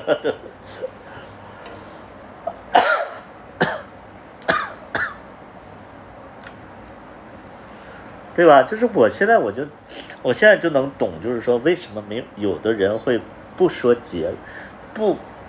结束的结束，其实在给面子啊，对吧？就是发生关系了，他是0，这段关系里他是0，就我现在。给大家举一个最简单的例子，我前一段时间有一个粉丝，不是粉丝，也不是粉丝，就是我前一段时间好像有人刷到我了，刷到我以后，然后他就跟他身边人说，他说哎这个挺好看的，结果这个身边人正好是我的朋友，他说你想要他微信吗？他说想要，结果我的那个朋友就把我的微信给他了，我就加他了。加他以后呢，因为我看到是我的朋友推荐过来的，我觉得可能是定台之类的，我是开酒吧的嘛。加了以后，然后这个小孩确实也是我觉得挺菜的人，所以当他说要来我酒吧玩的时候，我也是欢迎的。然后他就来了以后呢，我就觉得这个小孩长得确实挺好看的。但是，我有对象。第二点呢，我会觉得说，他有一点点让我会觉得太容易了。太容易是什么意思呢？我给大家解释一下，太容易是什么？就比如说你喜欢一个人，你在网上看到一个人，结果这个人呢，你就轻而易举的就去见他了。那我是不是可以理解为你在网上看到任何一个可爱的人、好看的人、心动的人，你都要去不远万里的去见他呢？我不会是你单独的那个特别的唯一呀，你们能懂不？你们能懂不？反正就是。我就觉得说，就是这样的人，我就会觉得有点要保持距离。结果呢，他就一直挺缠着我的，比如说要一起吃饭，一起喝茶，我就会觉得说，我也有自己的事儿。后来他回了成都以后，他每天给我发消息。我就不回他，他发什么我都不回。然后他就一直在追问我，他说你是不喜欢我吗？我也没回，我该怎么回？我说对，我不喜欢你，我肯定得这么回，要不然的话，我回什么？我说啊，我喜欢你，我这不是骗人吗？而且我这不是害人吗？你压根你就不喜欢，你不可能说你喜欢。那我要说不喜欢的话，他肯定得问为什么。那我肯定得伤他。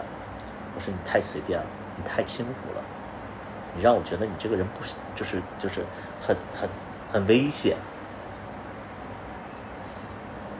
对吧？就是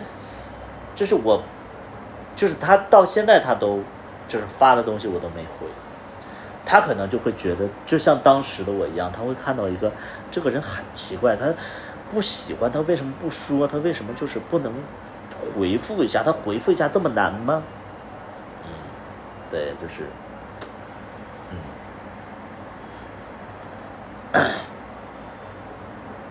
完美西瓜说每个人都挑来挑去，那是不是意味着太花了，喜欢钓鱼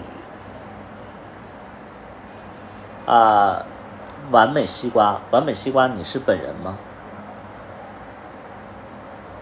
你是成都的那个本人吗？不是啊。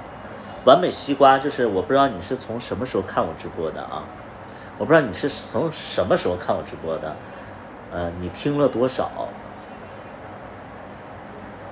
首先第一点，我没有跟他谈恋爱啊，我没有要跟他谈恋爱啊，我们也没发生什么呀，我们也没暧昧啊，是他来跟我交朋友，然后我会觉得他有点太主动了。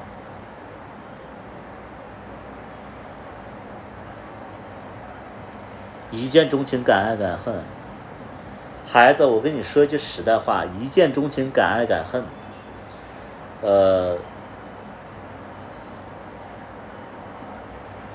我看你的资料，你已经34岁、35岁了。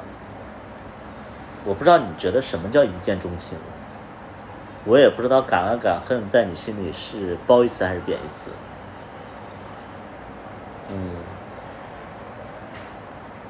我觉得难得，一个人最难得的是什么？就是你有分寸感。对，你做事情你要有分寸感。什么一见钟情？一见钟情意味着什么？一见钟情意味着就是说你都不了解别人，你就喜欢别人，这叫一见钟情。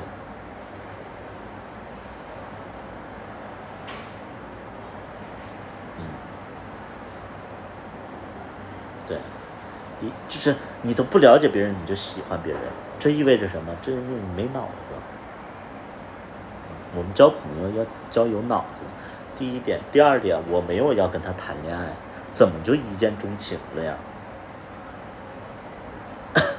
不是，我都没有，就我们不是说谈恋爱的一个目的呀。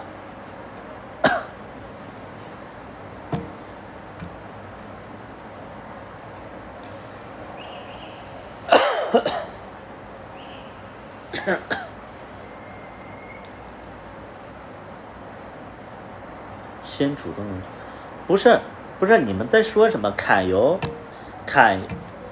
赌油no，我吃要命呢？啊，你们在说什么呀？他在网络上看到我的视频，通过我的朋友加了我的微信，我们没有任何的暧昧。他说他想来我这就是喝东西，他来了以后，他就觉得说是谈恋爱了吗？啊？就是你们怎么理解为什么叫一见钟情啊？这叫一见钟情吗？不是，这不叫一见钟情，这叫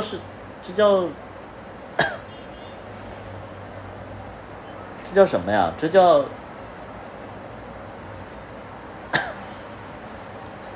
搞不清楚状况，就是那个人对你一见钟情，这不叫一见钟情啊，这怎么能叫一见钟情啊？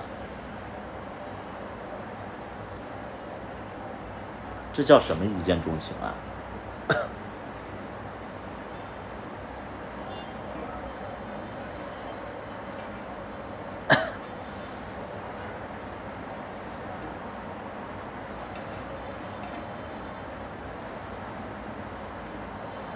这不是怎么会有一见钟情的说法啊？对，你见证了。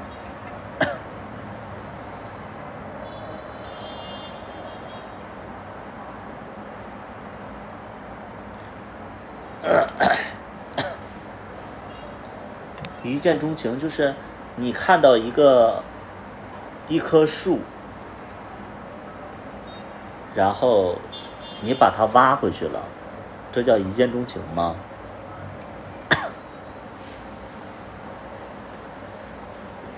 就是你看到一棵树，然后你喜欢这棵树，你想跟这棵树生孩子，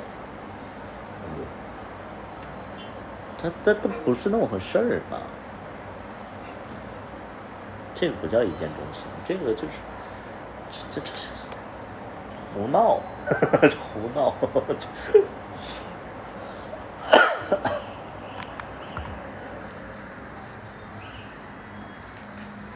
一见钟情是怎么样的？我可能有一见钟情吧，但是我这种人是没有的。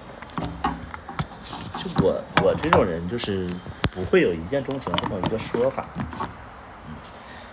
就是很简单的一个道理，就是我这个人啊，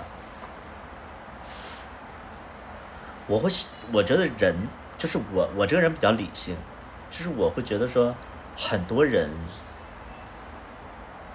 会喜欢很多人，就是比如说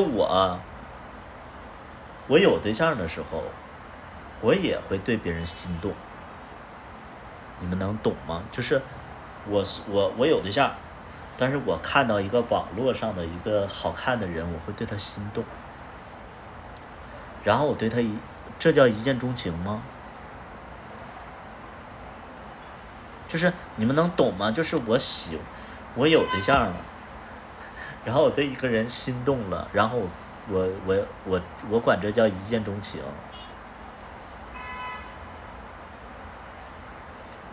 这叫一见钟情？这你们觉得荒谬吗？这叫一见钟情啊？那我会不会刷着抖音，我好多一见钟情啊？我讲我这么说吧，我现在这个抖音的那个点赞的那个些，全是一见钟情啊！不要太这个一见钟情，别用的太廉价，好吧？这叫一见钟情吗？你们告诉我啊，这叫一见钟情吗？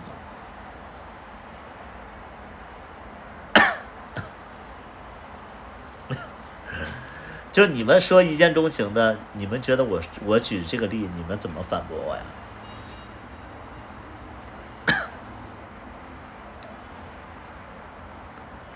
啊，来，你们反驳一下我。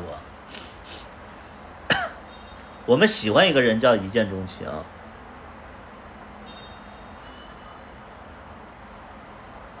但你这一辈子，你就是你刷起抖音来，你真的好多一见钟情啊！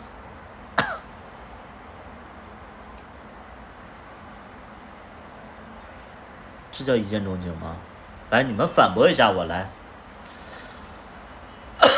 就是大家把一见钟情用的这么随便吗？啊？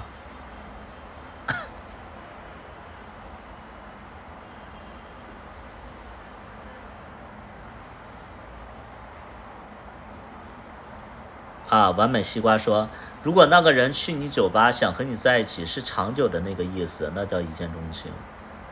我怎么知道他是不是长久的？而且他今天能去我的酒吧，想跟我说想跟我在一起，他会不会明天去马来西亚，后天去吉隆坡，大后天去那个什么拉斯维加斯？这都叫一见钟情吗？啊？就我觉得大家一见钟情太廉价了。我给大家还是那个例子，我在家刷抖音，我刷抖音我就会点赞吧，我点赞我一般都是那种肌肉男，我就点赞，我点赞，然后我现在的赞里边全都是我觉得这个人我没见过，但我好喜欢，这算一见钟情吗？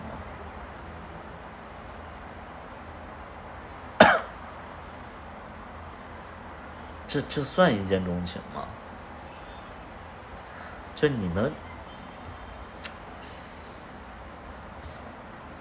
你们把这个廉价说的太神圣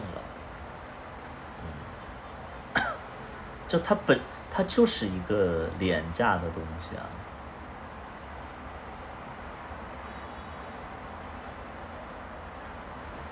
在现今社会，它就没有一见钟情啊，它怎么会有一见？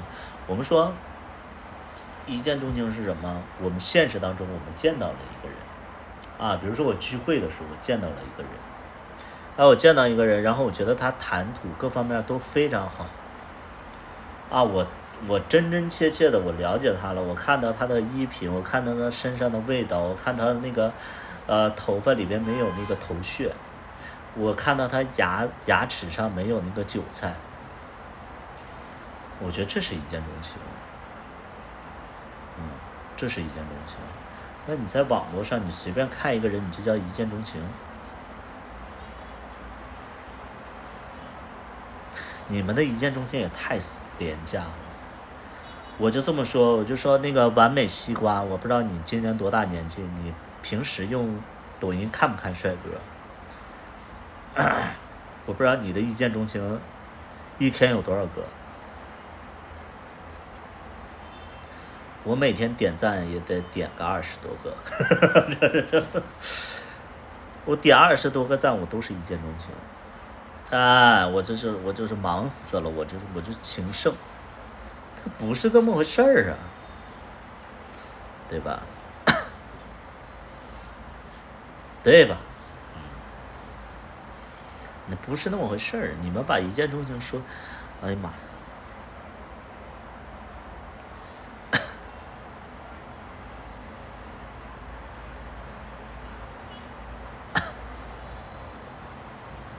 图图，我们可以认识认识吗？你问我呀？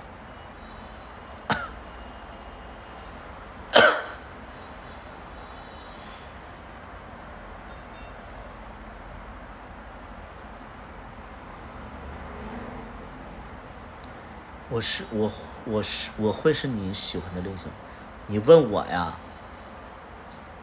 你在说什么？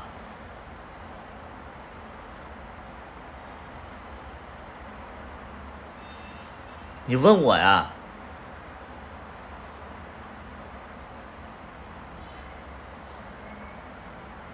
是有新朋友吗？我给大家解释一下。首先呢，我这个人我是有对象的，这是第一点。第二点呢，就算我没有的话，我这人非常挑，因为我自身呢，我也是有很多人在追的。咱们就是说什么呀？咱们就是说，咱们别网络谈恋爱，好吗？咱们别在这块就是说这些没用的，好不好？咱们就是说理性一下，咱们就是交朋友，也别在这个网上说，我可以喜欢你吗？你可以喜欢我吗？我们可以加个信吗？就是咱们别说这些，可以吗？可以吗？咱们就说，咱们就是说什么呀？咱们就是说，理性一些，咱们理性一些。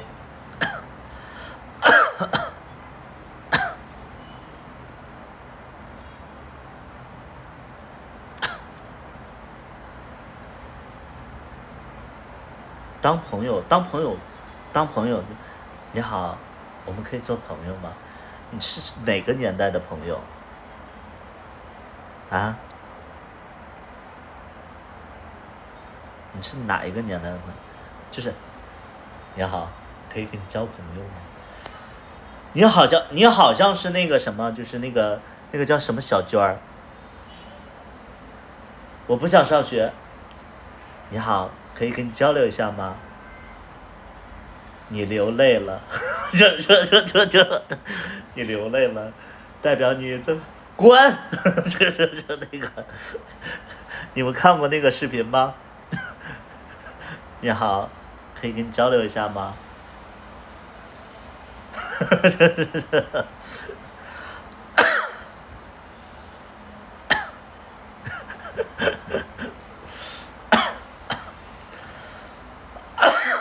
半路杀出这位同学。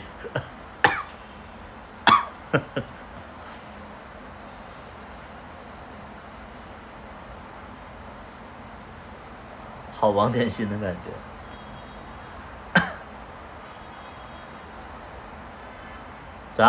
我是这么说，咱们就是什么？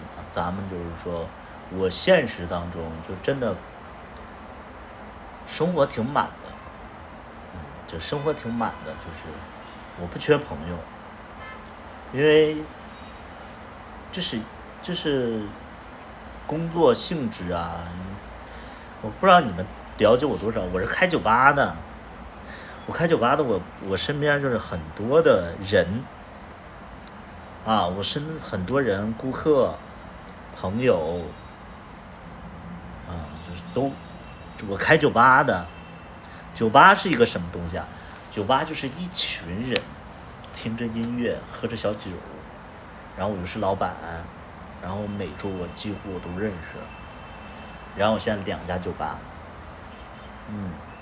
就是我不缺朋友，对，我不缺朋友，就是哎呀，就很多人不知道我是做什么的，所以就是哎呀，就说跟我交朋友，你交什么朋友啊？我烟酒都来呀。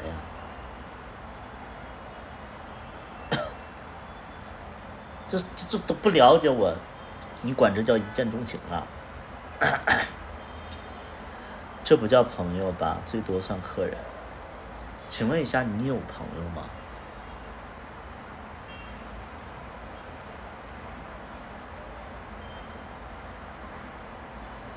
就是我想问一下，就是说你们有朋友吗？什么是朋友啊？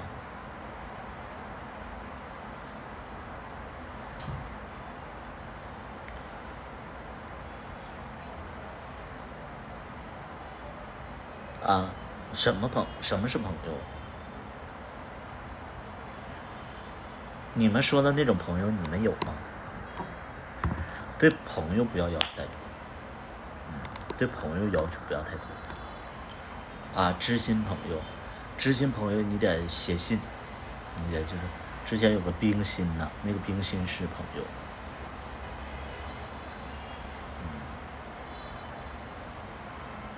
还知心朋友。我今年33岁啊，别说不像，我33岁了。我自认为我对朋友不奢望，对，我对朋友完全不奢望。我对朋友这个群体，我就不要求什么，对，我不要求什么。就是朋友我真不要求，恋人我要求他个子要矮，皮肤要好，最好没什么体毛，不要有味儿啊，皮肤要白，脚要小，嘴巴也要小，这样显得我大。这神经病，这神经病。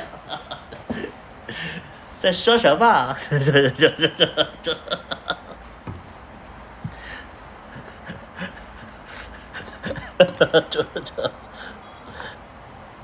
我啥也没说。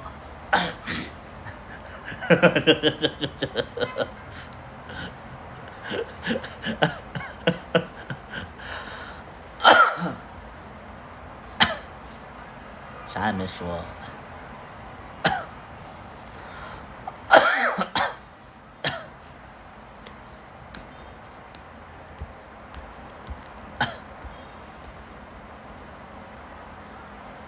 对，我对朋友不要求，我对朋友唯独一点要求就是他要有脑子。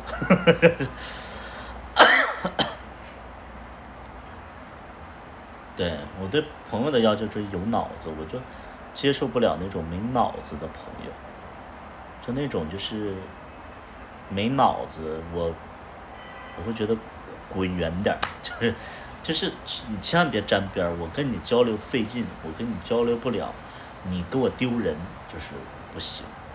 我觉得恋人的话，就要求很多，但我觉得朋友就是你要有脑子。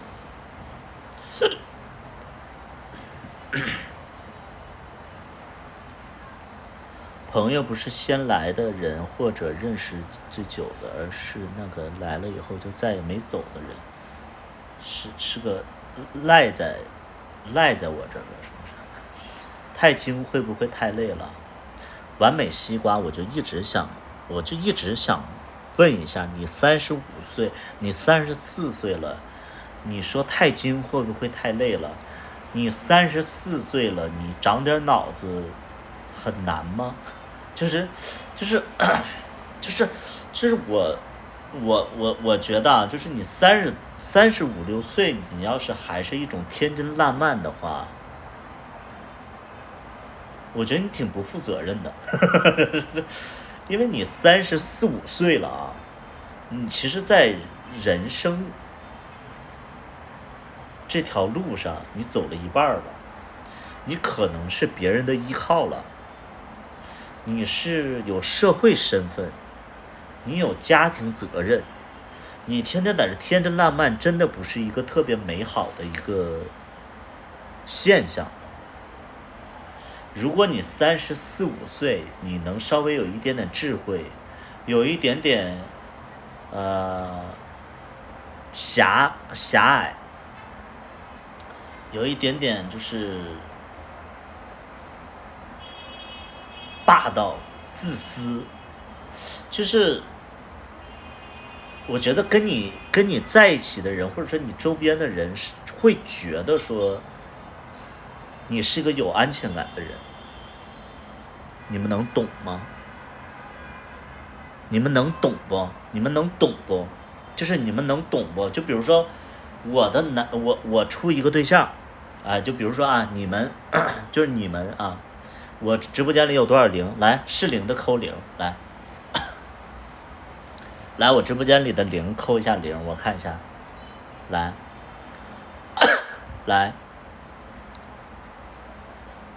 好。来，咱们这些这个重生之我是1.85米大帅哥，来，重生1.85米大帅哥，来，我现在就分别采访啊，1.85米大帅哥，你今年多大了？你要思考我的问题啊，你今年多大了？然后1.85米大帅哥，我想问一下啊，就是说20了，如果你的男朋友，你来选啊，我给你2个选项。第一个选项是，你的男朋友是一个憨厚阳光，善良、乐于分享的一个男朋友，你还是会选一个多金、对你好，然后就是爱吃醋的人，你会选哪个？就是你是会选阳光帅气爱分享，还是会选一个多金对你好爱吃醋的人？你会选第2个。你为什么会选第2个呀？喜欢看吃醋。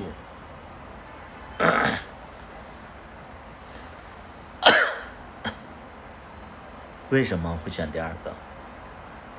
如果你知道我的思维啊，我的思维是什么？我一定不会选第1个。为什么呀？因为阳光帅气爱分享，这是一个对所有人都美好的事情。但是多金对我好爱吃醋，这是他独独对我的。能懂不？就是我谈恋爱，我是跟这个人谈恋爱，他对我好，会让我觉得有安全感。他要是对所有人好，可能所有人都会喜欢他，但是我不想跟这样的人谈恋爱啊。能懂不？就是谈恋爱是什么意思？谈恋爱是2个人的事儿。能懂不？你们爱一个人美好的品质，你们不是在选那个三好青年，对吧？你们最终是要两个人过日子，你不是要给他颁奖。所以我就觉得有的人他不正常，不正常的点在哪儿？他们喜欢美好的事物，他们不会就是他们喜欢一个人就会先选这个是美好的事物，哎，他就觉得他很美好，哎呀，他善良，哎呀，他还乐于助人呐，哎呀，别人就是那个睡不着觉，他给别人唱歌，哎呀，好暖。你们在干什么？谈恋爱，谈恋爱是什么？他对所有人都，就是他对所有人都冷冰冰的，但是他对我好。他跟我说话，他也不好好说，他这骂骂滋滋的，但是他天天关心我。啊，他那个就是说，外边人对他评价非常的差，但是他对我1顶1的好。这种人我会加分的，为什么会加分？因为外边人都觉得他不好，他只对我好。第一个，所有人都不会喜欢他了，他只属于我，我会有安全感。第二点，他对我好，让我会觉得我是独一份的恩宠，对不对？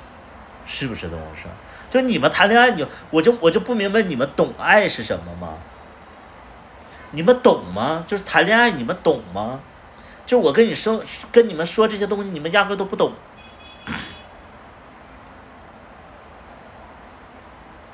能懂吗？不懂啊，啥也不是。天天还跟我谈，就是聊这个那个完美西瓜，你懂吗？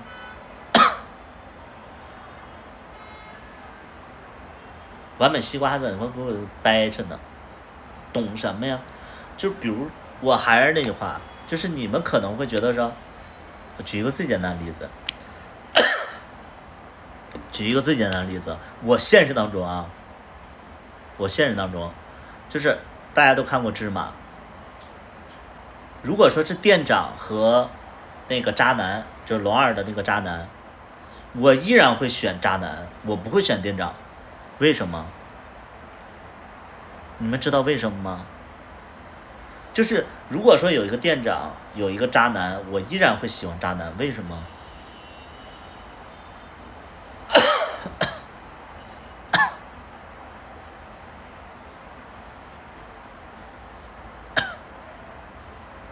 每个员工都有鸡腿。就是我告诉你，恋爱是那种特别，就是你们没谈过恋爱，可能就是你们真的没谈过恋爱。恋爱不是说他身上要有美好的特质，是他只对我好。对，他的那个好是让我感觉真真切切的对我好。为什么我会选渣男？因为渣男其实说白了，渣男他最后他想选我了，但是他可能错过了。你们要知道那种感觉，就是渣男，你想想人都有对象，然后他为我，渣男是那个细节是什么？渣男喜欢我的时候，他确实有对象，然后他们在一起就是确实是6年了，没有感情了，但是他为了我，他决定跟渣男分了，我跟那个前任分了，但是什么？说了。但是我错过了，因为我走了。最后他跟前任分没分？分了。你们要知道这个事儿，你们只看到了他有一个前任，不是，他有一个6年的一个现任，他跟我在一起了，他这个人渣。但是你们看到的结果是什么？他为了我分了，而且当下就说了，就这么简单呢。他当下说没说去没去分手？去了。到最后他是不是单身？是单身。这还不能说明结果吗？所以你们看剧，你们都看不懂。你们只看到了那些美好的东西，现实当中这些都不是美好的东西。对，还净身出户了。就你们只能看到美好的东西，谈恋爱是让你看到美好的东西。谈恋爱其实就是他妈这个人只对我好，哎，他对我好，他就对我好，他有钱他给我花，哎，他就对我好，他不是对所有人好，对所有人好的那个不是爱情。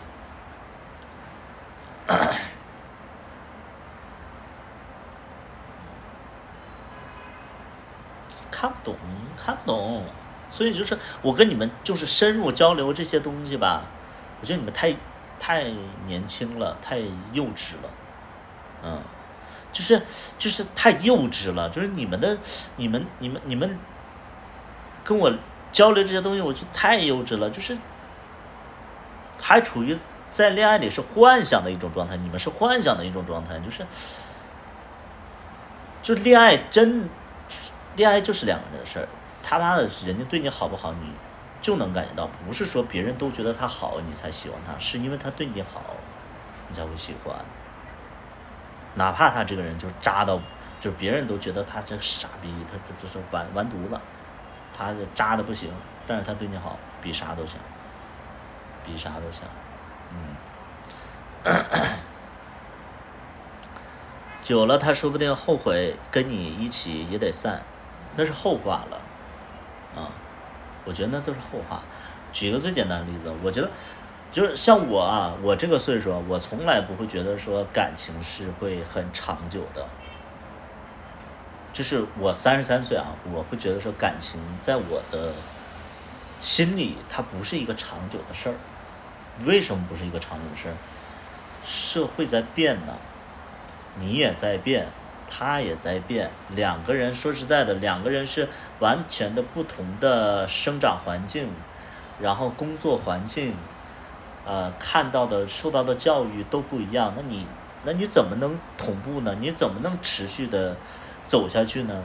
我觉得这个不强求吧。如果说你对感情特别强求、特别执念的话，我觉得你一定会受伤，因为那个是美好的向往，那是你自己的意愿，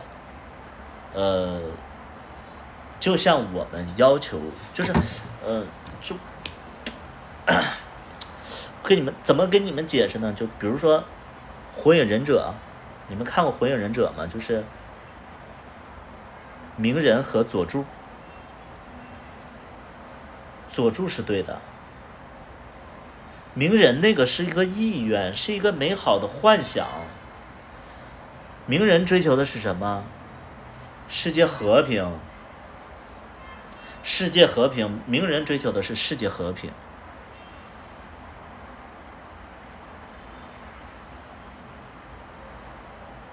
怎么能世界和平呢？他怎么能和平呢？这是个美好的意愿。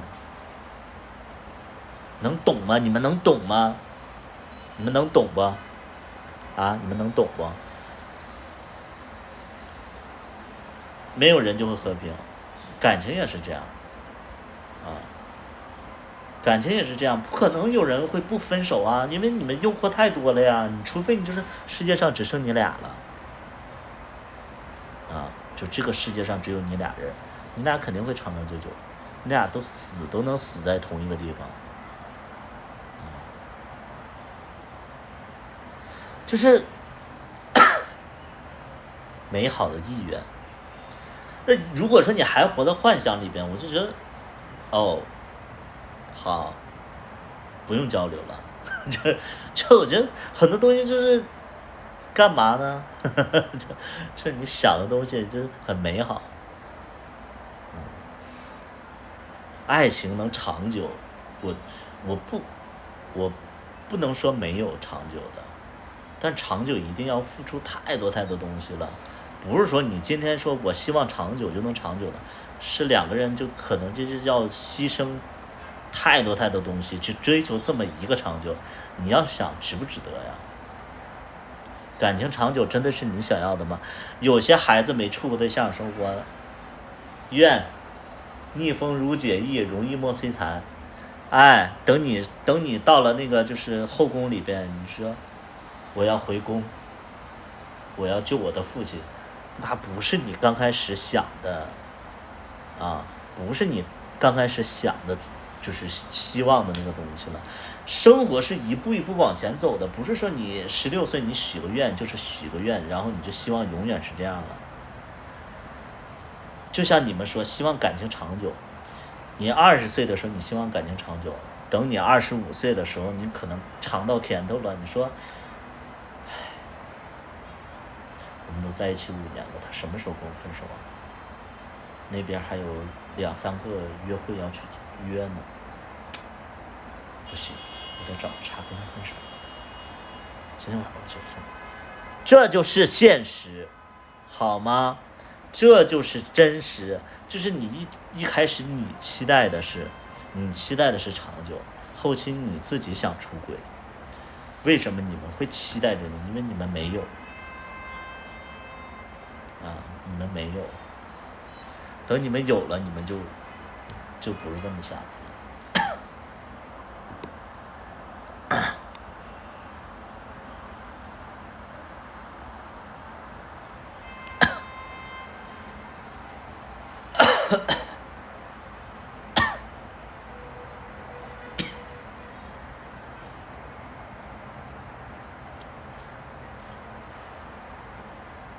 你们现在还会吃干脆面吗？你们现在还会啃辣条吗？你们现在有钱了，你们会买吗？会像之前那么痴迷吗？你们会那么痴迷了吗？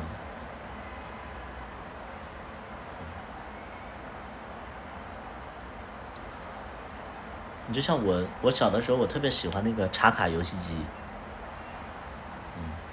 我小的时候，我最痴迷的就是插卡游戏机。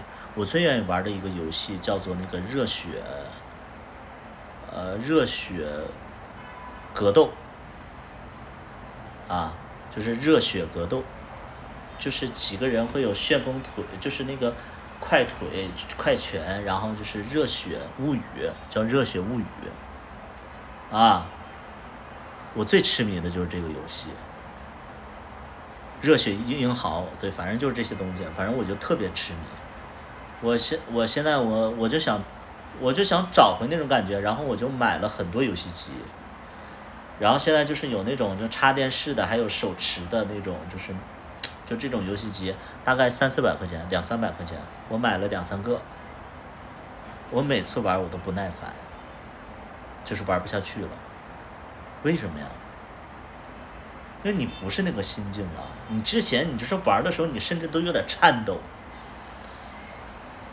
我之前我去那个就是去游戏厅，我玩那个什么97、98、99拳皇，我都不行了，我就被这个就是那个人物我痴迷到不行。我现在就是玩那些游戏，我就觉得什么破玩意儿，什么破玩意儿，你知道吧？就是你不是那个心境了，就是你有了，你就不会像之前那么期待了，真的是这样。真的是这样，不是你们想的那样。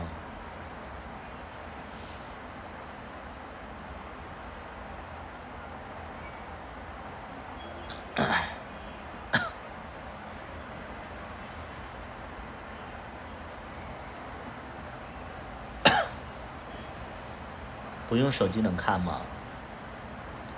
你有眼睛就行，你别把眼睛抠下去就能看，行。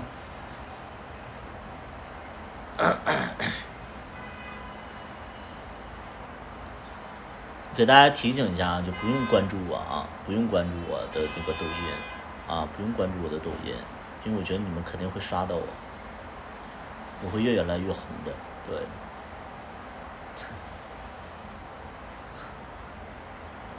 我会像氧气姐一样，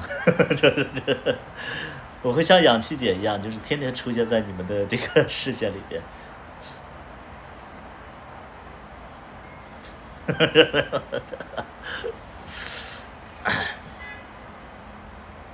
不用关注我，谁关注我跟谁急啊！打电话给你妈。喂，姐啊，你家孩子又关注我。对啊，我就是不让他关注你，非得关注。他是同性恋，他关注我，我也没办法呀。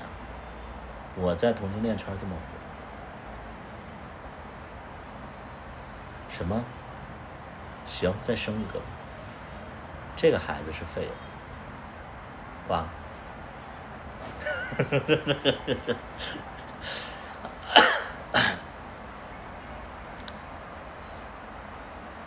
老师不喜欢问题多的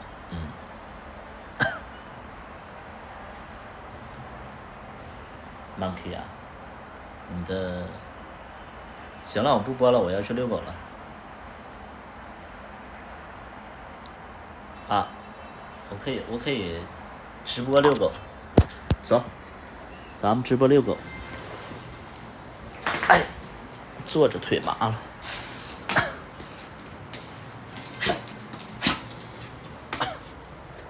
还为啥？我说我直播遛狗。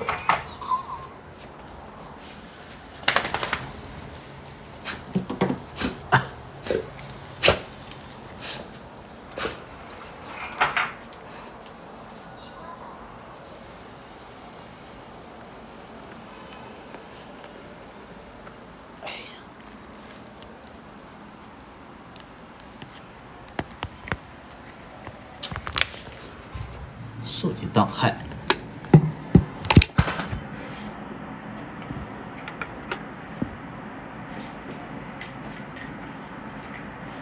哎呀，这深圳也可以不穿长袖了。哎呀